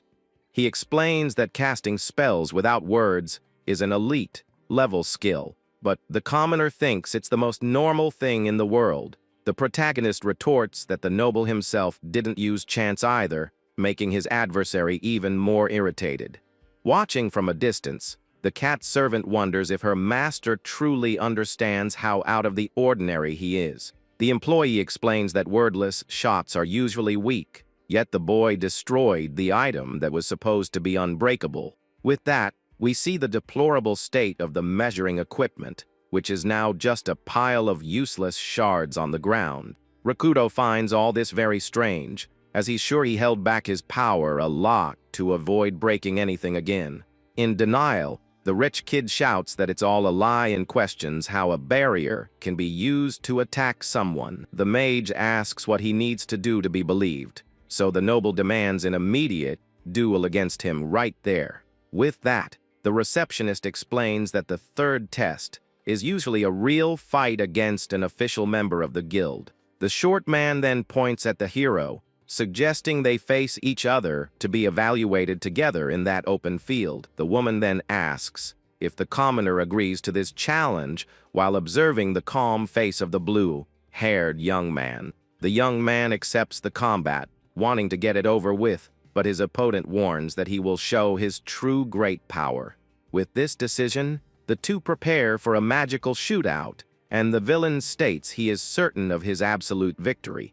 At that moment, the employee shouts, giving the starting signal, and the tension rises between the opponents in the stone courtyard. Soon, the pink-haired noble begins to invoke the spirit of flames, preparing a very heavy and hot fiery strike. Meanwhile, the protagonist observes the attack with total serenity, concentrating his mana silently and calmly. Then, an immense fireball is launched by the enemy, crossing the air with the sole purpose of burning the boy in black. But the hero activates his spiritual prison technique, and the blue glow of the barrier appears to confront the inferno. The opponent then scoffs at the simple defense and claims that nothing can stop the heat of his destructive and lethal spell. With a sideways smile, the mage says he doesn't intend to stop the strike, but rather to change the final destination of that solar energy. Confused, the chubby fellow yells in hatred, not understanding the commoner's words, as the sphere of heat advances rapidly. Suddenly, the spell makes an impossible turn in the air and changes direction, leaving everyone present completely startled. With that, the shot returns against its own creator, and the short man realizes the imminent danger, losing all his courage. Desperate, the villain panics, seeing his own attack returning with much greater force in his direction. In that instant, a cry of terror echoes through the courtyard as the man tries to escape the fire he himself conjured in the duel. Then, a colossal explosion engulfs the arrogant noble, generating a cloud of black smoke throughout the training area. Finally, the blue-clad warrior cracks a small, victorious smile, noticing that the combat ended very quickly and easily. Smiling, he explains that in just blocking the attack, he decided to make much better use of that energy.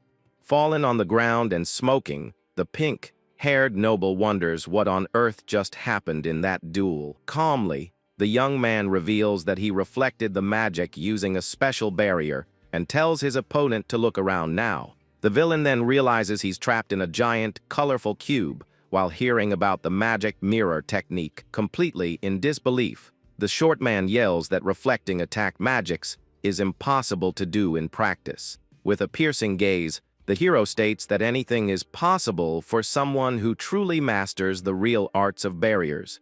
Feeling the weight of defeat, the spoiled brat laments as he realizes he doesn't stand a chance against that commoner. Clapping, the receptionist praises the young man's performance and assures him that he passed the exam with top marks. At that moment, the mage questions if his adversary also passed, showing a very unexpected concern. Surprised by the question, the woman confirms that the noble also passed, leaving the chubby fellow with his jaw on the floor. The young man admits that his opponent is strong enough to be an adventurer, despite all his arrogance. Observing the scene, the cat servant wonders if her master is a kind angel or just a dangerous threat to the world. With a beautiful smile, the attendant officially welcomes the newest member of the guild, Rakudo Guardman. She then reinforces that she welcomes the young man with open arms and great joy in her heart on this day. Maintaining his composure, the hero returns the gaze while processing that he now finally has a real job. The employee then introduces herself as Ranka and states that she is very happy to work alongside someone so talented. Excited, the blonde assures him that she is looking forward to the future missions the new adventurer will undertake in the Empire. Changing the subject, the commoner asks if the guild buys monster materials, as he defeated a beast on the way. Ranka suggests checking the item at the inner counter, but the young man says that won't be possible at all. Confused by the answer, the woman asks for the reason why he can't bring the material inside to the reception now. Rikudo admits that the dragon is too big and definitely won't fit inside the guild's small building. The employee, Ranka, is then left confused, trying to process what the boy just said to her. The blue-haired mage then begins to cast his magic, preparing to show the monster he took down on the road. Suddenly, an immense dragon appears in the middle of the courtyard, leaving everyone present completely speechless at the sight. With that, the receptionist lets out a cry of terror, wanting to know where he got that colossal, lifeless creature. The hero questions her surprise, reminding her that magic bags and spatial spells are quite common around there, but the blonde retorts that the commoner should only know how to use barrier magic, not storage tricks. At that moment, the young man states that it's possible to do anything with barriers if the user tries hard enough in training. The attendant sighs, thinking that it's not possible to do something so difficult with just a bit of effort and dedication. The protagonist then notices that the woman has given up trying to understand and wonders if he has confused her even more now. On the ground, we see the clean carcass of the dragon as the employee notes that she has never seen a corpse in such perfect condition. Curiously, she asks how the young man managed to defeat the beast without causing any damage to its body. The exile then calmly reveals that he simply suffocated the creature to its end during the confrontation in the dark forest. Surprised, the blonde asks if he threw the beast into the water, but the boy just observes the monster lying there in the courtyard. In that instant, the master explains that he used his barriers to remove the oxygen and quickly suffocate the target. With that, a sound of shock echoes through the place as the crowd and Ranka's eyes widen in disbelief. The adventurers around whisper, stating that this technique should be impossible for a beginner-level spell, but the master details that he covered the enemy's head and removed only the air from within his invisible dome. The woman then makes a face of total confusion, showing that the technical explanation was too complex for her right now. The young man apologizes for confusing her and assures her that he didn't use any tricks to defeat the dragon. The attendant, Ranka, flashes a wide smile, stating that everyone has now witnessed the hero's incredible ability. With a serious look, the blue-haired young man points to the enormous green dragon lying in the middle of the courtyard. The colossal beast remains motionless on the ground while the adventurers around observe its perfect state of preservation. At that moment, the woman at the reception, breaking into a cold sweat, announces that the guild unfortunately doesn't have the funds to buy the creature. She explains that a monster of this level is worth a fortune, and that the organization doesn't have that much gold on hand. Desperate, the young man screams in frustration, while the other travelers are shocked by the news of the lack of money. Ranka bows, apologizing, but the exile sighs, admitting that the mistake was his for not considering the guild's size. The boy then decides to change his plan and asks if there are any missions available for him to take on now. He then inquires about medicinal herb gathering tasks, and the blonde confirms there is a request to collect 1 kilogram. Without wasting time, the commoner accepts the harvesting job as he prepares to leave the enormous royal building. With a gentle gesture, the employee hands him the official request form and tells the young man to head to the nearby forest. At that moment, the mage thanks her for the help and says goodbye to everyone while the other adventurers watch the scene curiously. Soon, the hero's footsteps echo on the stone stairs as he hurries down to start his new job. Suddenly, the noble Kamas starts laughing mockingly upon discovering that the hero is just going to gather little plants. The chubby fellow walks, accompanied by his allies, and jokes that this is a task worthy of a fluid mage. But the protagonist ignores the insult and asks if his opponent has already recovered from the humiliating defeat he suffered in the duel. Annoyed, the villain announces that he is going to the woods to hunt real beasts, and not just weeds like the poor commoner. With a furious look, the rich kid tells the young man not to even step into the dense woods, because a piece of trash like him only knows how to defend himself. In that instant, the spoiled brat yells that he is just giving some kind advice, so the boy doesn't do things beyond his means. The chubby fellow then turns and leaves with his group, while Rikudo watches the whole scene with no patience at all. Observing the scene, the kitten wonders if that noble is a fool for underestimating her master, even after seeing such strength. At that moment, the hero reflects that people only see what they want and decides to focus on his new harvesting task now. With that, the young man starts walking toward the forest, stating that it's time to gather the requested medicinal herbs. The mage then arrives at the city limits and observes the landscape as he prepares to carry out the guild's service. Suddenly, the warrior activates his barrier magic, but in a totally unusual way that frightens his immortal servant. The small creature then lets out a cry of terror upon noticing that her master is floating in the air very casually and quickly. With total tranquility, the young man lands in the middle of the dense woods, announcing that they have finally reached their destination today. In that instant, the master gives his companion a gentle smile while she continues to grumble about the whole situation. But the kitten Carmilla calls the young man a fool and asks why he is acting as if flying were a normal thing for everyone. The servant then questions how he can fly using only shields, and the exile reinforces that he used his barrier. At that moment, we see the silver pendant glow as the vampire's soul remains indignant with the hero's explanations. Screaming, the small monster states that none of it makes sense, and that his use of magic defies all logic in the world. Calmly, the protagonist explains that the principle behind his flight is actually very simple to understand, he says. The boy then bends down and picks up a small stone from the ground to demonstrate his theory to the very confused servant. The hero then creates a geometric barrier around the object, explaining that the shield is fixed to a coordinate in space. With that, the rock remains floating inside the magic vacuum, while the young man details how the physics of his magic works. At that moment, the commoner moves the protection with his hand and shows that the stone follows the dome's movement without falling to the dirt ground. The young man reveals that he just needs to envelop his own body in the shield and move it to be able to fly freely through the blue skies now. Arriving in the forest, the warrior prepares for the harvest, but the cat doubts that he knows how to identify the right plants.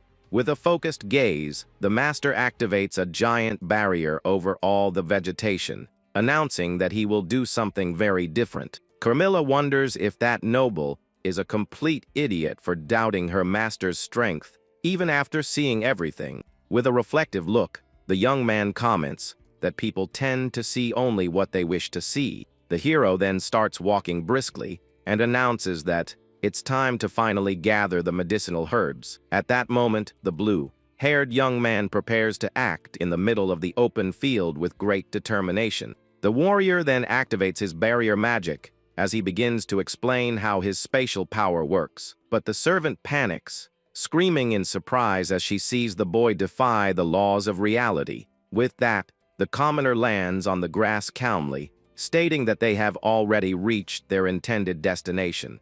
Remaining calm, the master gives his travel companion a gentle smile, who continues to complain a lot. The kitten then yells, telling him not to act so casually when he is a true freak of nature. Serenely, the protagonist explains that his flight follows a very simple and easy to understand principle. With a quick movement, the hero bends down and picks up a common stone from the ground to demonstrate his technique. In that instant, the young man creates a magic dome and sets exact coordinates in the air for his next step. The rock is then trapped inside the glowing vacuum, floating without falling to the forest's dirt ground.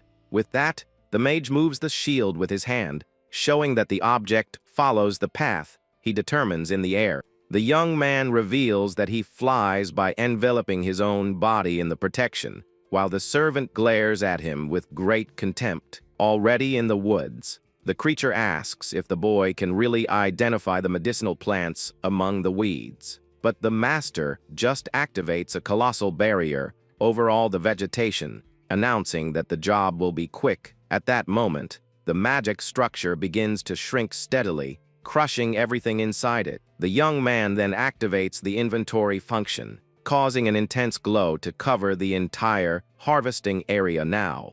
The immortal servant is then left speechless, noticing her master's absurd idea, and admits that he is incredible. One of the noble's allies complains that he abandoned her to her fate, while she runs desperately through the woods. But the spoiled brat shouts that his own life comes first and continues to flee without caring about anyone.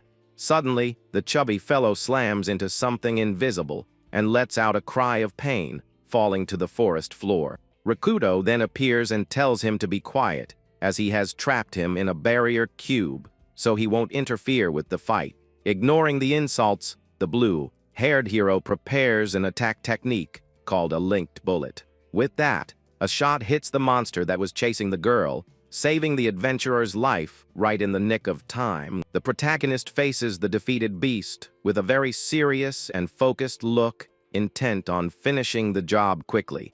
The young woman who was saved turns to her benefactor and asks if he's okay after the quick confrontation. Sitting on the ground, the blonde woman thanks the young man profusely for appearing and preventing the worst from happening. With a small smile, the exile says she can thank him later, as the real danger isn't over yet. The girl is very confused by the answer and wonders what the young man meant by those words. Suddenly, a frightening roar echoes through the forest, and the atmosphere grows heavy with a malicious energy in the air. The conceited noble then begins to tremble with fear, sensing that something terrible is about to happen. A giant, muscular orc appears in the woods, and the short man recognizes the creature as the powerful B-rank orc king. Terrified, the rich kid wonders why the monster is there and shouts that they are all completely doomed. The coward throws himself on the ground, crying and calling for his mother, while the hero observes everything calmly and without fear. With a look of pure fury, the beast faces the adventurers, ready to crush anyone who crosses its path. The colossal creature then leaps into the air with its club in hand to attack the blue-haired young man with full force. But the protagonist just cracks a confident smile, showing no concern for the impending blow. In the blink of an eye, the giant monster is trapped inside a complex, glowing, and very strong barrier cage. In shock, the noble wonders how the monster was sliced up so quickly and with no apparent effort. The protagonist then reveals that he used his wire attack form with the barrier's transformation. He explains that he just made the shield as thin as a thread to create a deadly and very sharp blade. But the spoiled brat doesn't accept that a flawed mage could use such a complex technique. The exile faces his rival with a serious and confident look after his overwhelming victory in the forest. With a smile, he warns that if the rich kid always thinks everything is impossible, he will never accomplish anything. The scene then cuts back to the adventurers' guild as a loud sound draws everyone's attention. Arriving at the location, the blue-haired young man notices a great commotion and a strange noise inside.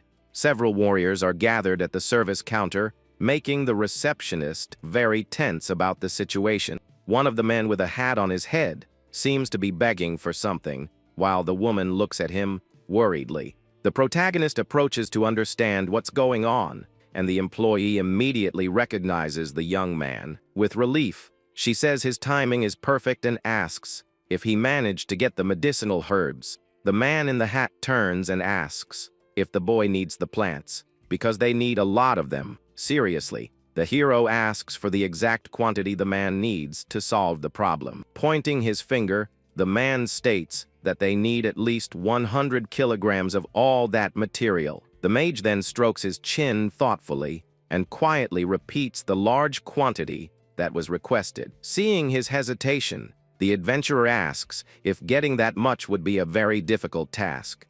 But the young man reveals that he has 500 kilograms, and the man's eyes widen in disbelief. The receptionist is also astonished, and the boy admits that he got a bit carried away with the harvest. In disbelief, the woman repeats the question, and the hero extends his hand to show all the material he brought. He releases all the medicinal herbs, making a giant pile of leaves that leaves everyone inside the guild speechless. With that, the hero gets serious and asks if, by any chance, there were any casualties or injuries somewhere far away at that moment. The gentleman in the hat replies yes, because in a neighboring village, many residents have recently suffered various types of attacks. He then details that a distress message was sent urgently, asking for all available healing potions in stock. The mage then prepares his mana while holding the harvested material, ready to take the next step of his important mission. At that moment, the blue-haired young man questions if he should go there personally to treat all those serious injuries. But the man is startled and asks if the young man is a doctor, but the commoner states he is just a very experienced barrier master. He explains that he can use his shields to close wounds and heal people, leaving the gentleman very surprised by his power. With that, the man agrees on the spot, stating that he understands the situation perfectly and accepts the new ally's help without hesitation. The gentleman guarantees that he will entrust everyone's lives to the boy, while the mage wonders if he really believes him so easily. At that moment, the adventurer smiles and says he has a trained eye for recognizing good and talented people like the protagonist. The exile focuses his gaze, showing that he is fully determined to solve this problem and save the kingdom's residents. With a firm handshake, the veteran asks the boy to take good care of that village and his friends in danger right now. The hero then asks for the exact location of the place and discovers that the town is called Itoi and is in a nearby kingdom. The protagonist then recognizes the destination's name and realizes the village is located right next to another famous region. He remembers that this place is a neighbor of Myoko and plans the best way to get to that area as quickly as possible today. But the gentleman says he has prepared a carriage for the journey. However, the barrier master states that he doesn't need any of that. The man doesn't understand what the young man means and watches the mage extend his hand to prepare his next great magic technique. With that, the warrior explains that he has passed through that town before and can fly there in just a few short moments. At that moment, the veteran is in shock, asking if he uses teleportation, and the hero just agrees, leaving now with the gentleman. In a flash of light, the pair appears in the middle of the square, and the boy reinforces that he is just a mage focused only on shields. The gentleman then opens his arms, overjoyed, praising the utility of that technique and confirming he has a good eye. With a gentle smile, the blue-haired hero calls his companion to hurry to the rescue site. The exile then moves forward, very focused and determined to heal all the injured people in that village as quickly as he can. But suddenly, the two stop in the middle of the road, completely confused by the bizarre scene that appears before them. At that moment, a giant green monster raises its wooden club, attacking the residents of that poor place. The ferocious beast charges forward, baring its sharp teeth, as the barrier master notices there are several orcs. Soon, other muscular creatures appear, attacking the adventurers there without giving them any chance to defend themselves. With that, a warrior tries to defend himself from the heavy blow, but the impact of the attack kicks up a lot of dust from the ground. The boy in black observes the knight blocking the club with his shield and notes the absurd number of beasts there. A larger and even more frightening orc then lets out a heavy roar, showing all the fury of that enemy race. Then, a terrifying sight is revealed, showing an entire army of those creatures covering the entire large field. Calmly, the protagonist explains that monsters short on food tend to gather in large groups like this. The young man deduces that the city is suffering a massive invasion, also known as the Dreaded Monster March. Terrified by the imminent danger, the merchant in the hat breaks into a cold sweat and asks what they are going to do in the face of this chaos. Without wasting time, the warrior creates a luminous protective box around the gentleman and tells him to stay inside. With that, the mage raises his hand and concentrates an immense amount of bluish mana to prepare his great magic. Maintaining a very fixed and serious gaze, the boy states with great conviction that he will end all of this in an instant. At that moment, the manipulator fires his spatial technique, unleashing a colossal spell across the entire terrain. A giant, glowing cage engulfs the entire orc horde, leaving a blonde adventurer confused by that magic. With a subtle hand movement, he shows that the defense has some hidden and very lethal surprises. The same blonde warrior then tries to advance, but realizes that the barrier only lets allies pass through. He then announces that the magic is special and that all humans can pass through it without a problem. Seeing the orcs trapped, the residents celebrate, and the blue-haired young man explains that he will finish everything. The combatants then observe the scene, and one of them suggests attacking the beasts while they are immobile. The protagonist rejects the idea, and a frightened merchant asks what he intends to do with the army. Clenching his fist, the barrier master begins to rapidly shrink the cage, crushing all the orcs. One of the adventurers shouts in fear, seeing the shield decrease in size and the beasts suffering inside. In a blinding flash, the geometric prison vanishes, and the monsters disappear without a trace. The blonde warrior comments that the tactic was brutal, but at the same time incredible for being so efficient. The other adventurers shout with joy and celebrate the victory, raising their swords to the blue sky. The gentleman in the hat thanks the young man, crying and saying that thanks to him, the entire village was saved. The hero smiles back as peace returns to the small town that was being invaded by the beasts. The scene cuts to a large church, where the protagonist announces that he will begin healing the injured there. All the injured are in shock as they feel their wounds closing rapidly without any pain. Standing in a hallway, the blue-haired young man watches his pet kitten walking on the red carpet. With a serene look, he surveys the environment and prepares for the next step of his rescue mission. Suddenly, a cry of pain startles everyone as a woman tries to care for a badly injured man. Without wasting time, the protagonist approaches the couple with a determined and very focused look. The woman tries to explain the situation, but the hero just extends his hand, and a blue light shines intensely. In the scene, we see a woman crying over the body of a man who seems to have passed from this life for good. With an attentive gaze, the blue-haired young man observes the scene of mourning inside the large, silent church. The gentleman in the hat then approaches and immensely thanks the hero for all his valuable help today. Bowing, the merchant states that if the young man hadn't been there, the outcome would have been much worse for everyone. But the protagonist announces that his work is not yet over, leaving the veteran completely confused. The exile maintains a serious posture, while the gentleman tries to bring up the subject of a monetary reward now. Confused, the adventurer asks what he means by that. Since all the orcs were dealt with, at that moment, we see the blonde woman suffering greatly for the loss of that dear person lying on the bench. The mage then drops the bombshell, announcing that he still needs to bring back the people who passed away today.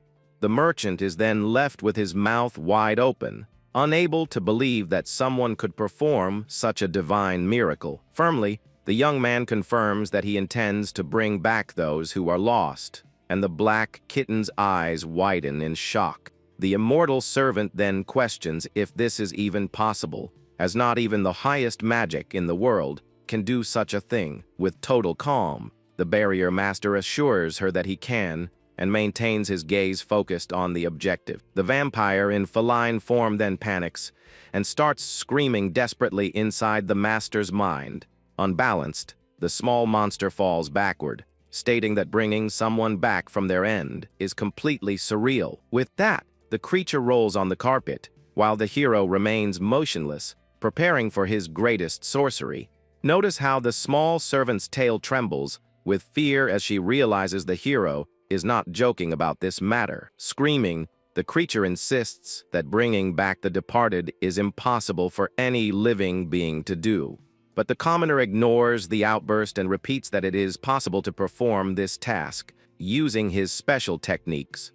The warrior then joins his hands and announces that despite there being many rules, he will begin the ritual now. An intense light descends from the church ceiling as the hero begins to invoke his supreme level secret art. At that moment, he activates the construction of the sacred realm, focusing all his energy to perform the impossible now. The kitten realizes that this is the power of purification and explains that it is the highest level of healing that exists. With that, the servant wonders if her master has created a domain where only gods could truly dwell. The mage praises his partner's knowledge while maintaining a confident smile even in the face of such difficulty. Soon, we see souls being summoned from the heavens to return to their proper vessels in that sacred place. A brilliant energy enters the deceased's chest, beginning the process of revival that defies all natural laws. Sweeting profusely, the commoner states that the spirit has already returned to the body, but that the work still requires a lot of focus from him. The young man then begins to close the person's final wounds, using his mana to reconstruct the damaged tissues. Suddenly, the man lets out a heavy sigh and opens his eyes, showing that life has finally returned to him now. The blonde woman jumps onto her beloved's neck, crying with joy upon realizing that the miracle really happened. Observing everyone's happiness, the spellcaster sits on the floor, exhausted after using an absurd amount of real magic. The kitten Carmilla then reflects that bringing a soul back is something no human being should be capable of doing. He explains that there are strict limits, such as the body needing to be present and the passing having been very recent. Even so, the immortal servant looks at him with admiration, realizing that her master has surpassed all the limits of humanity. With a tired look, the blue-haired young man tries to catch his breath as commotion takes over the entire church. But suddenly, all the saved residents kneel before the warrior as a sign of deep respect and gratitude. Greatly startled, the hero is left speechless, noticing that he has suddenly become the center of attention. The merchant shouts in desperation, claiming that everything is clear now, and that the boy is actually a powerful deity. Under the cross, the protagonist feels very pressured with the title of a god, and wonders how to get out of this situation. The sacred symbol glows as a divine light, fills the entire environment of the ancient church. With that, the hero feels very awkward, realizing that everyone is treating him as if he were a real god. Walking hastily, the blue-haired young man decides to leave before the confusion gets any worse today. We then see the pair walking through the village streets as an air of mystery continues to linger. Curious, the kitten asks what her master's secret is, as his powers make no logical sense. Shouting, the servant recalls that he used a light of total destruction and then brought people back to life. She reinforces that no ordinary human could perform such feats and questions who trained the commoner. Keeping a steady pace, the mage begins to tell her about the person who taught him everything he knows today. The hero reveals that he had a master, and the vampire cat becomes interested in learning more about this mysterious mentor. He explains that his master could also only use a specific type of sorcery called no magic. We then see that there are 6 basic elements in the world, being earth and water, as well as fire and wind. The protagonist then points out that there is a very rare 7th element, which is precisely this null category. Walking through the city, the young man details that his barrier arts fall into this different group. Surprised, the small cat asks if this tutor would be even more powerful than the barrier master himself. With complete certainty, the young man states that his mentor is much stronger and possesses absurd knowledge. The warrior then reveals that this person's name is Lovemarie, leaving his immortal servant in total shock. The vampire freezes in the middle of the street with wide eyes, unable to believe what she just heard. Noticing her strange reaction, the exile asks what's wrong, but the small cat seems to have lost her voice. The creature then remembers that Lovemarie is one of the 8 most powerful mages, to have ever walked the earth. She finishes by thinking that this woman is known as the fearsome witch of the world and carries a huge burden. The hero is confused by the titles, Witch of the World and Sentinel of the Underworld, wanting to know which one is correct.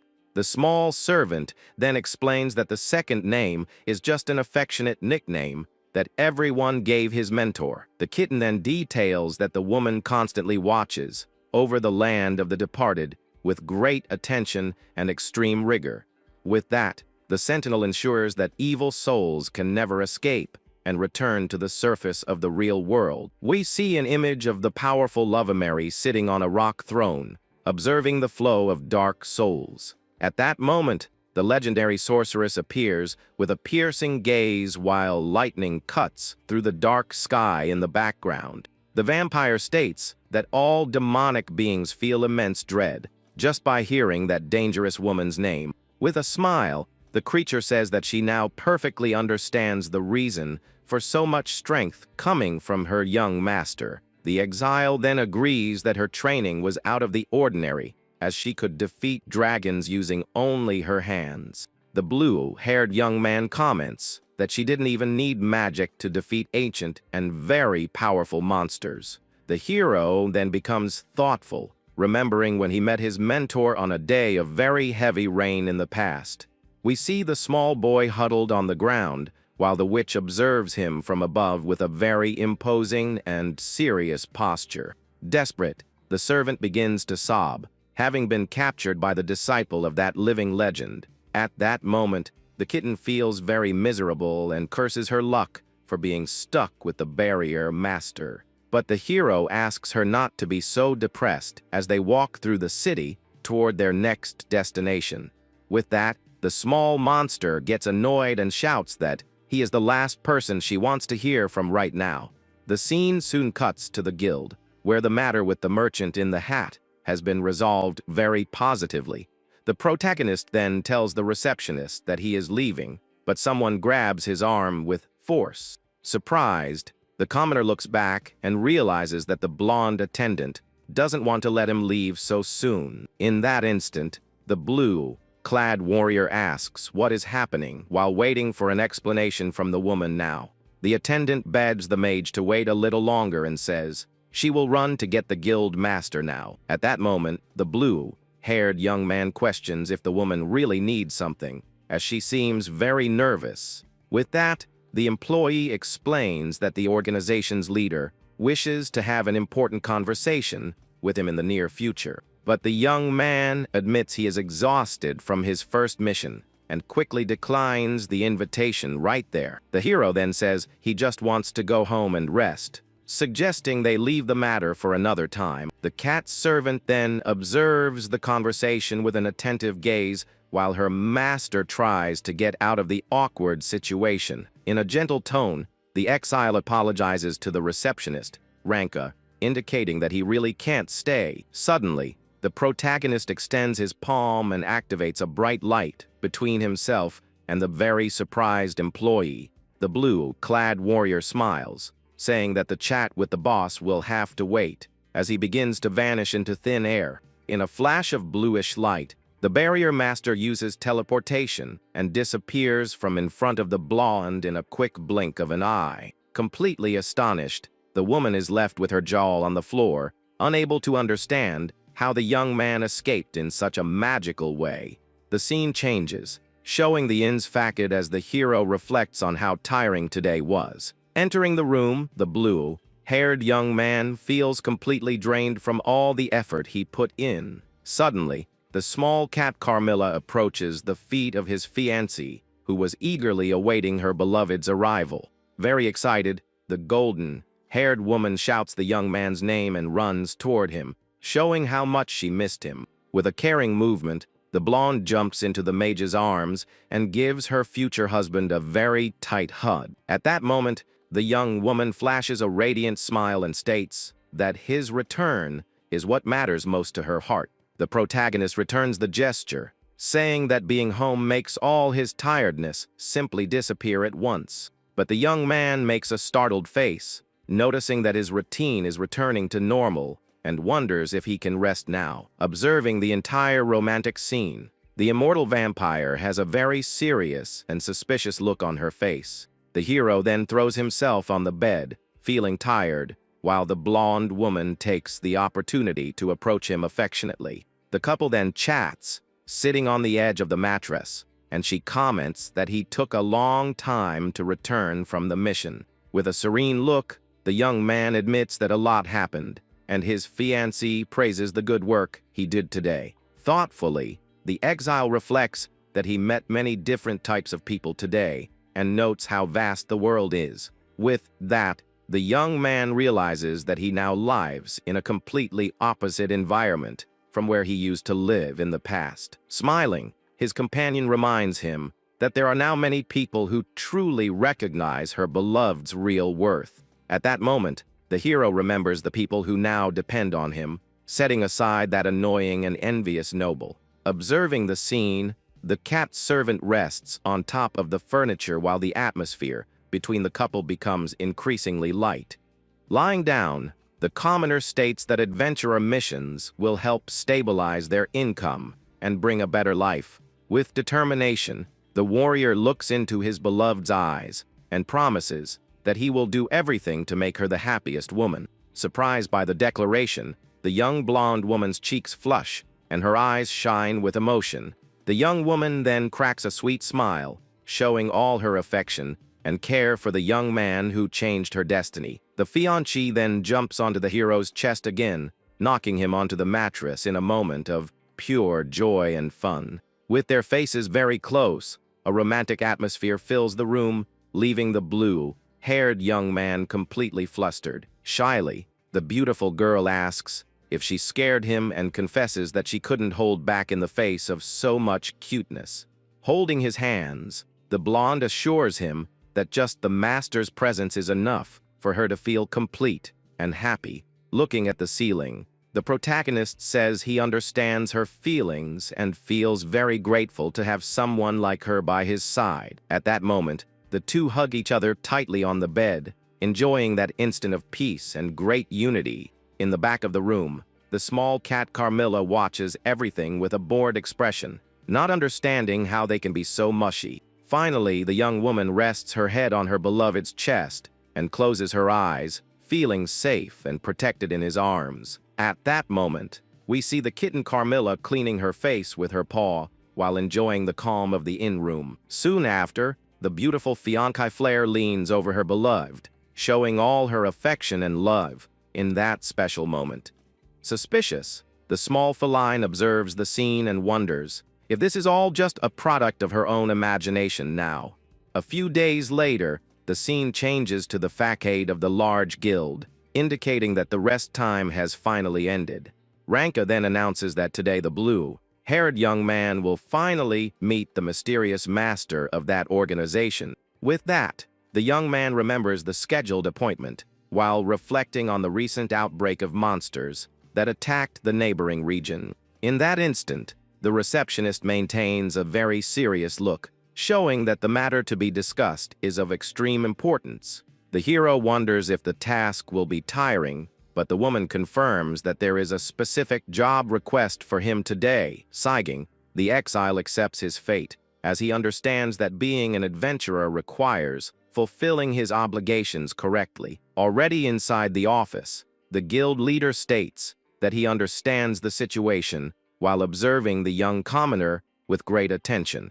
The organization's master greets the protagonist by name and invites him into his very luxurious meeting room. Maintaining his politeness, the gentleman points to the sofa and asks the boy to sit down to begin the conversation about the new mission. We then see Rikudo settled in while the chief begins to report the recent problems that are worrying the entire empire now. With his hands clasped, the veteran reveals that something very strange has happened in the last few days and requires a detailed investigation.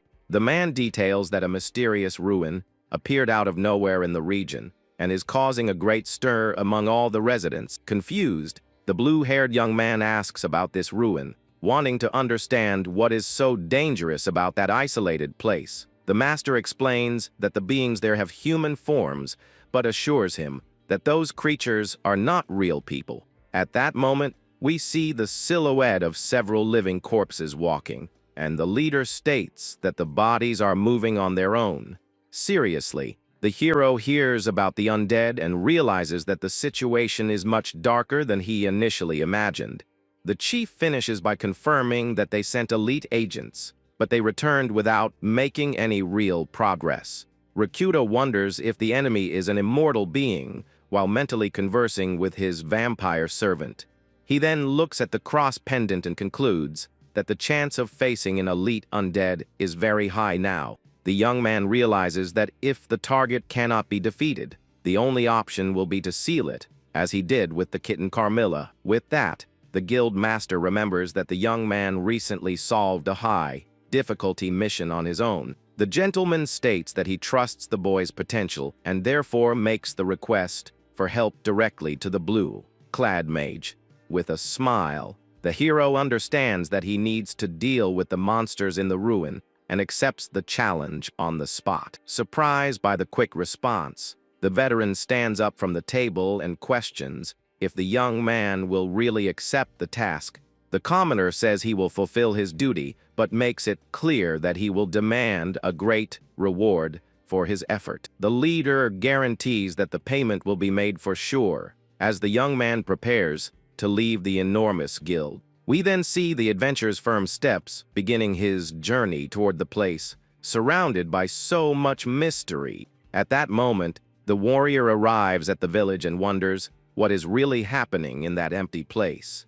He observes the village from above, wanting to understand why the region is so quiet and without any residents.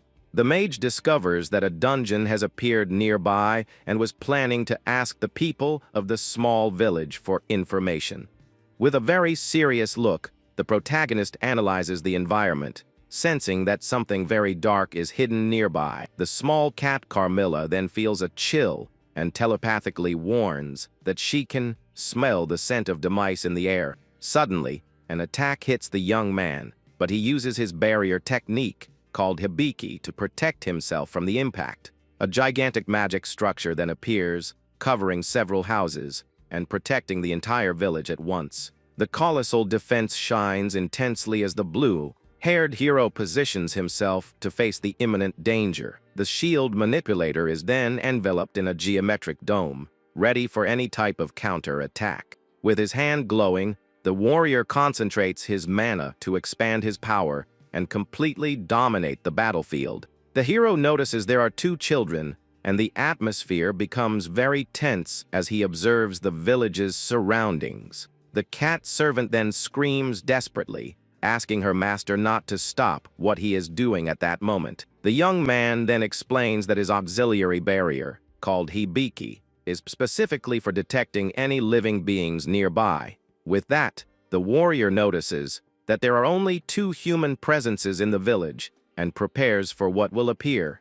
At that moment, the exile focuses his gaze on the surroundings while trying to process the information about these survivors. Soon, a strange silhouette appears in the midst of the fog, revealing a danger that seems anything but human to the blue-clad young man. With that, the vampire warns that there are beings that are not alive but continue to wander through those frightening lands. In that instant, a bizarre shadow moves between the destroyed houses, showing that the enemy is very close now. Suddenly, the face of a rotten monster is revealed, and an atmosphere of terror takes over the gloomy and empty scene. Abruptly, a deafening roar echoes through the air as the creature demonstrates all its fury against the invader. Remaining calm, the protagonist observes the creature from above, without showing any sign of fear in the face of the real threat. The kitten Carmilla then goes into shock, recognizing that the target is actually a zombie wandering freely in that place. A woman transformed into a monster then rushes forward at high speed, trying to attack the young mage who remains motionless. Soon, another figure appears running down the dirt street, showing that the army of the undead is growing very quickly. Desperate, the servant tells the young man to flee and warns that a single bite can turn any human into one of those creatures. But the hero responds calmly that everything will probably be fine, and is not fazed by his cat servant's screams. Annoyed, the small monster questions why he doesn't quickly take care of the beast before the danger worsens for them. With a piercing gaze, the barrier master states that he will not take that creature's life, leaving the cat confused. At that moment, the undead opens its mouth for the final strike, and the protagonist realizes he is about to be bitten. The zombie then grabs the young man's body with force, but the exile maintains his firm and focused expression on his secret plan. Small pieces of stone fall to the ground as a strange noise echoes throughout the village at that moment. We then see that the monster tried to bite the hero, but ended up chewing only air and stones from his invisible barrier. With a confident look, the blue-clad mage holds a glowing key, showing that his creation speed is absurd. At that moment, he explains that shield arts require a lot of focus, but for him, that's no problem at all today. He reinforces that creating something so resistant takes time, yet the young man seems to master the technique instantly. The young man then observes the creature and decides it's time to perform a very unexpected action in that empty place.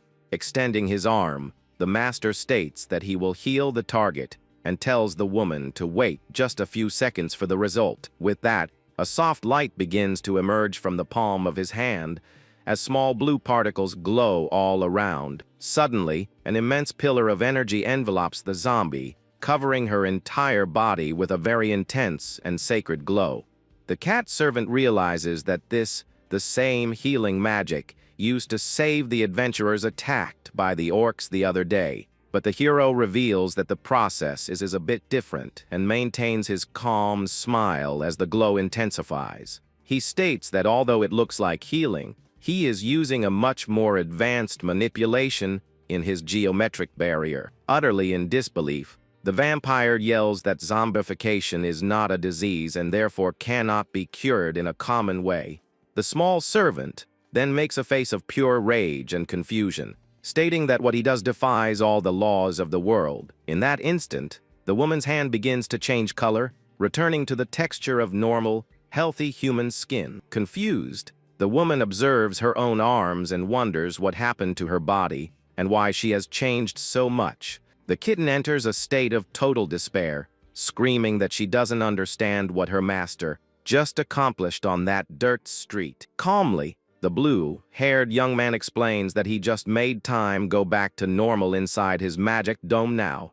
But the servant complains, saying she doesn't understand anything, and asks if it's really possible to control time using only shields. The creature then lets out a frustrated yell, calling her owner annoying, as the village falls completely silent. The blue-haired young man walks toward a huge stone entrance hidden among the mountains in that location. With firm steps, the hero advances along the dark path, preparing to face the dangers of the dungeon. Suddenly, several undead begin to descend the stone stairs with slow and very frightening movements.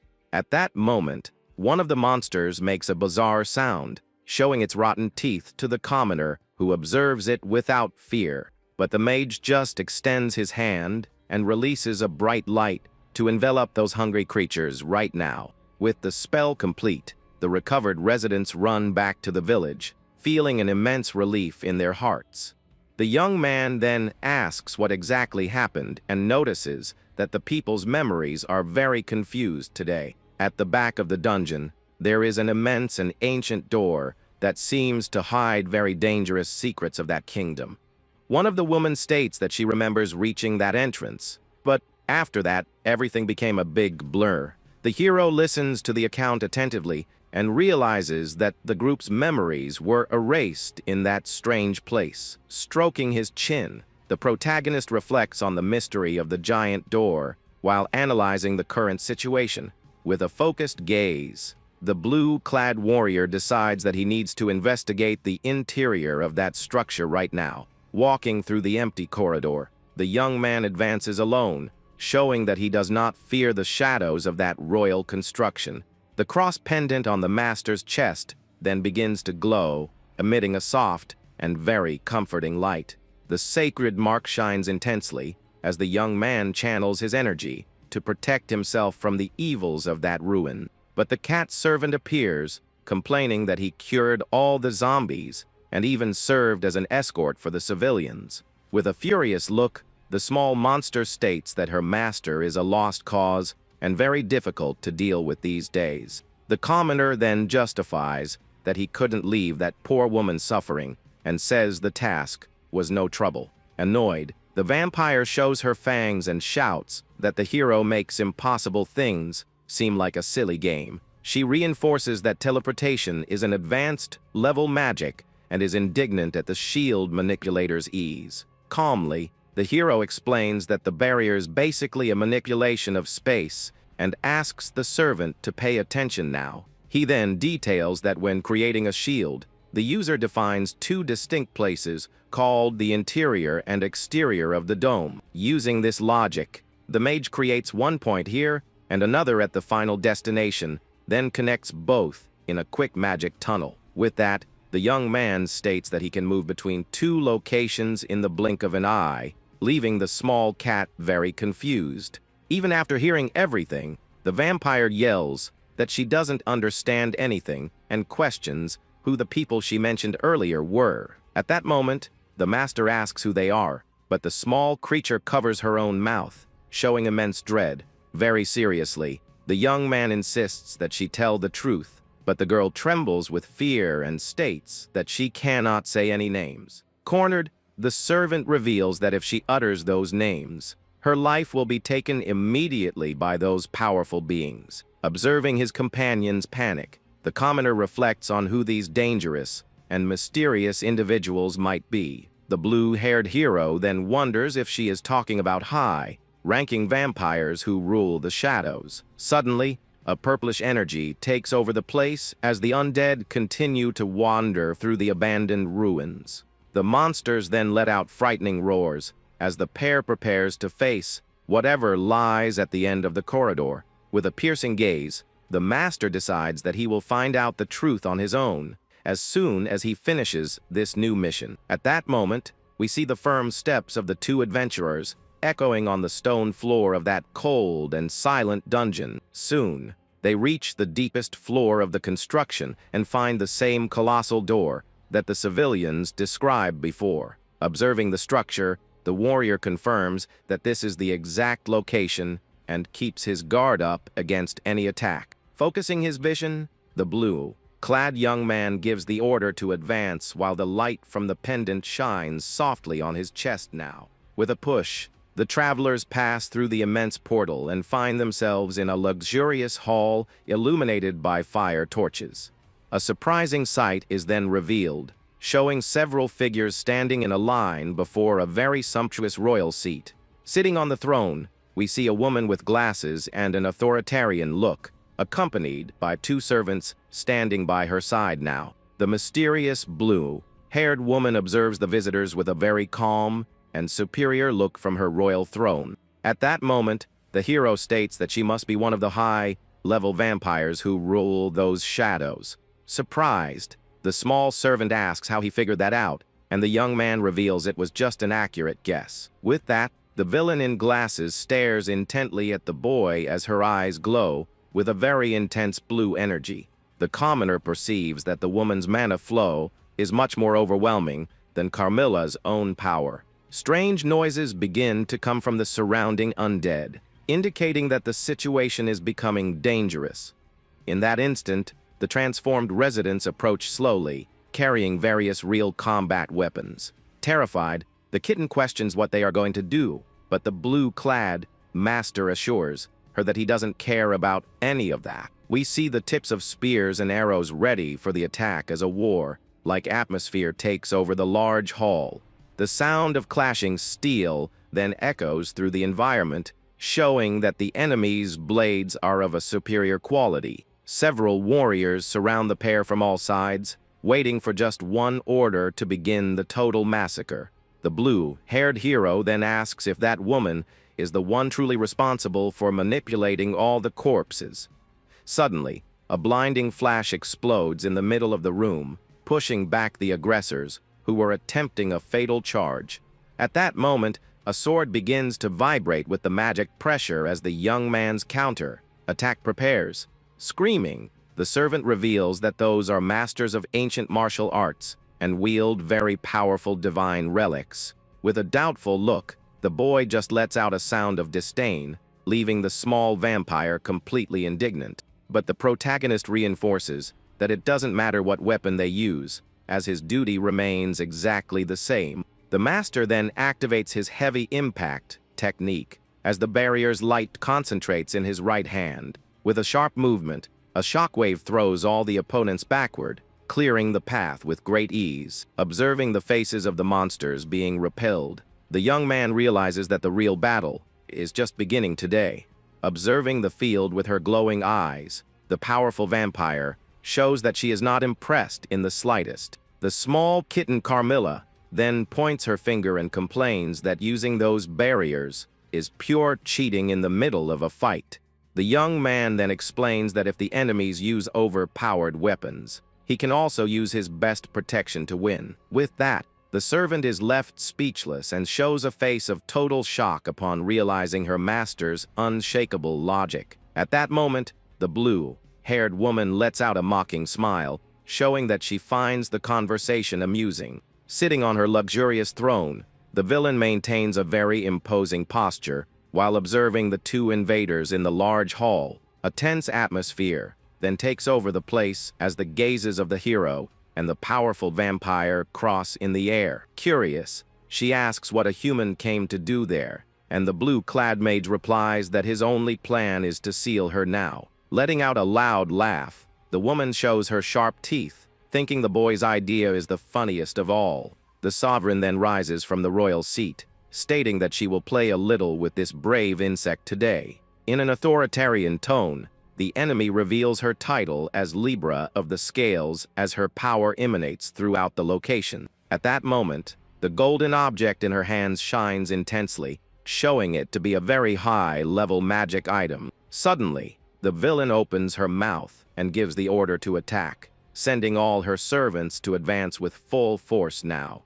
Shouting loudly, the woman orders them to take out the young man without mercy as a huge horde begins to move in the hall. With that, an army of undead emerges from the shadows, advancing like an unstoppable wave against the lone commoner. The monsters run with their eyes glowing white, ready to crush anyone who crosses their path today. In that instant, one of the zombies lets out a frightening roar, showing that those creatures have lost all humanity. Observing the dangerous crowd, the warrior positions himself next to his cat servant, who seems very terrified. The sea of enemies then swallows the view of the corridor as the final confrontation is about to explode in the underground. Keeping a smile on her face, the lady of the place observes the chaos from above, expecting to see the tragic end of the young blue-clad mage. The monsters advance relentlessly, crashing against the invisible wall, while their eyes glow with a desire for demise. Even surrounded by the crowd, the blue-clad young man and his servant remain protected inside the glowing geometric structure. The small vampire then warns that these beings have no consciousness and will continue to attack until their lives end. The master then hears the warning, remaining calm, while the small monster becomes indignant at the young man's slowness. With an analytical gaze, the hero realizes that just staying on the defensive won't solve the problem of these dark ruins. At that moment, the horde of undead piles up more and more, creating a barrier of bodies and fury in the royal hall. Preparing his mana, the warrior takes a deep breath and decides it's time to put an end to all the commotion. Suddenly, a repulsive impact explodes from the magic dome, throwing all the zombies far away from him right now. We see the beasts flying through the air as the master uses his spatial force to clear the ground in just a second. But the creatures soon try to get up, showing an absurd resistance that greatly frightens the vampire cat servant. Realizing that the combat is at a stalemate, the commoner states that dealing with these pawns won't lead anywhere today. The mage then focuses his gaze on the villain sitting on the throne and warns that the next blow will be directed only at her body. The young man's arm then begins to glow with an intense energy as he prepares his fast-firing spell. With the cry of "Star Bullet," the hero releases several barrier projectiles that cut through the air like arrows of light. One of the shots hits its target with total precision, clearing a path through the army of corpses blocking the way. Soon, another swift shot takes down another enemy as the trail of bluish light illuminates the entire gloomy environment. Observing the attacks coming her way, the woman in glasses maintains her posture without showing any hint of fear. With a subtle hand gesture, the sovereign prepares her counter attack as a smirk appears on her face. In that instant, the enemy strikes the air with force, releasing a crushing pressure that shakes the structures of the immense room. Startled, the hero's eyes widen as he feels that the vampire's power is much greater than he initially imagined. A beam of light hits the dungeon ceiling as the battle heats up on the deepest floor of the ancient ruins. At that moment, the villain's hand glows intensely, showing she has a trick up her sleeve for the counter-attack.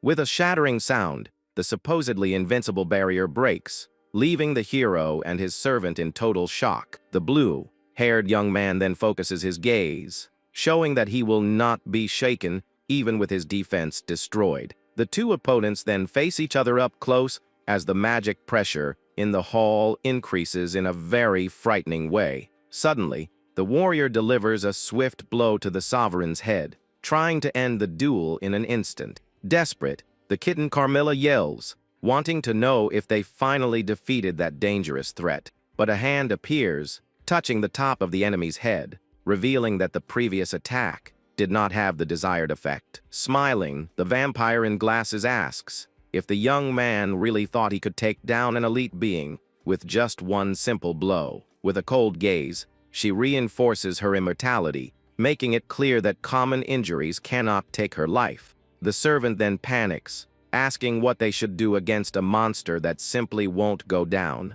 The master then takes a deep breath and decides it's time to resort to his most powerful secret technique. Today, with a calm gesture, the young man places his hand on his small ally's shoulder, trying to pass on some confidence to her. At that moment, the exile states that he will count on the vampire cat's help to carry out the next step of his plan. But he explains that he needs time to prepare the spell and tells the girl to hold off the enemies on her own now. Utterly indignant, the small monster shouts that it's impossible for her to face that army of zombies without help. With that, the master envelopes the servant's body with a bluish aura, guaranteeing that he will lend her his power to fight. Observing the scene from above, the villain lets out a mocking laugh, finding it very amusing to see her invader's desperation. The horde of undead then advances, while the kitten warns that she will flee as fast as her legs can carry her. The hero then makes a very serious face and threatens to extinguish his companion's flame of life if she tries to abandon her post today. Filled with rage, the small servant glares at her master and wonders if he is actually a heartless demon now. She then yells, asking if the young man is truly an evil being for forcing a defenseless girl to fight alone. But with no time to complain, the vampire runs toward the army of undead, letting out a cry of pure hatred today. Firmly holding her silver dagger, the kitten prepares to slice through all the enemies that cross her path now. With a quick movement, she adjusts the blade in her hand, focusing all her attention on the rapidly approaching horde. The small warrior then leaps into the middle of the crowd and begins to deliver deadly blows against the hungry zombies. At that moment, the weapon's cut slashes through one of the monster's chests, showing that her strength has increased significantly today. Advancing like a blur, the girl takes down several adversaries at once while clearing a path in the dark hall. With a furious look and eyes glowing red, the servant shows that she will not back down in the face of this real danger. Meanwhile, the blue-haired young man watches the fight from a distance and states that his ally should be able to hold her own now. The sovereign of the underground then places a hand on her head, indicating that she is finding the whole situation quite annoying. The two leaders then face each other with confident smiles, realizing that the real contest is about to begin today. In that instant, the golden scales shine intensely, revealing that an ancient and very dangerous power will now be used. Rising the sacred artifact, the woman in glasses announces that she will act first and tells the human to prepare for his fate. With a piercing gaze, the villain activates her special technique called Libra, and the environment grows heavy with so much mana. Suddenly, a clear blue flame appears in front of the hero, representing the pure soul of the blue-haired young mage. Soon, another mystical fire with darker tones floats in the air, symbolizing the life essence of the immortal vampire herself. The enemy then places the two souls on the plates of the golden scales as the final judgment begins in that empty place. Focused, the blue-haired sovereign observes the artifact's balance, wanting to discover which life holds the greater weight. With that, the magic instrument sways in the air, revealing the spiritual secret of each of the combatants present in the hall. The sovereign of the shadows announces that it is time to begin her sacred ritual of judgment. The blue-haired young man then listens intently to the explanation about the strength of the soul and the power of the mind. With a superior look, the enemy details that the stronger soul will be able to impose its will upon the weaker one.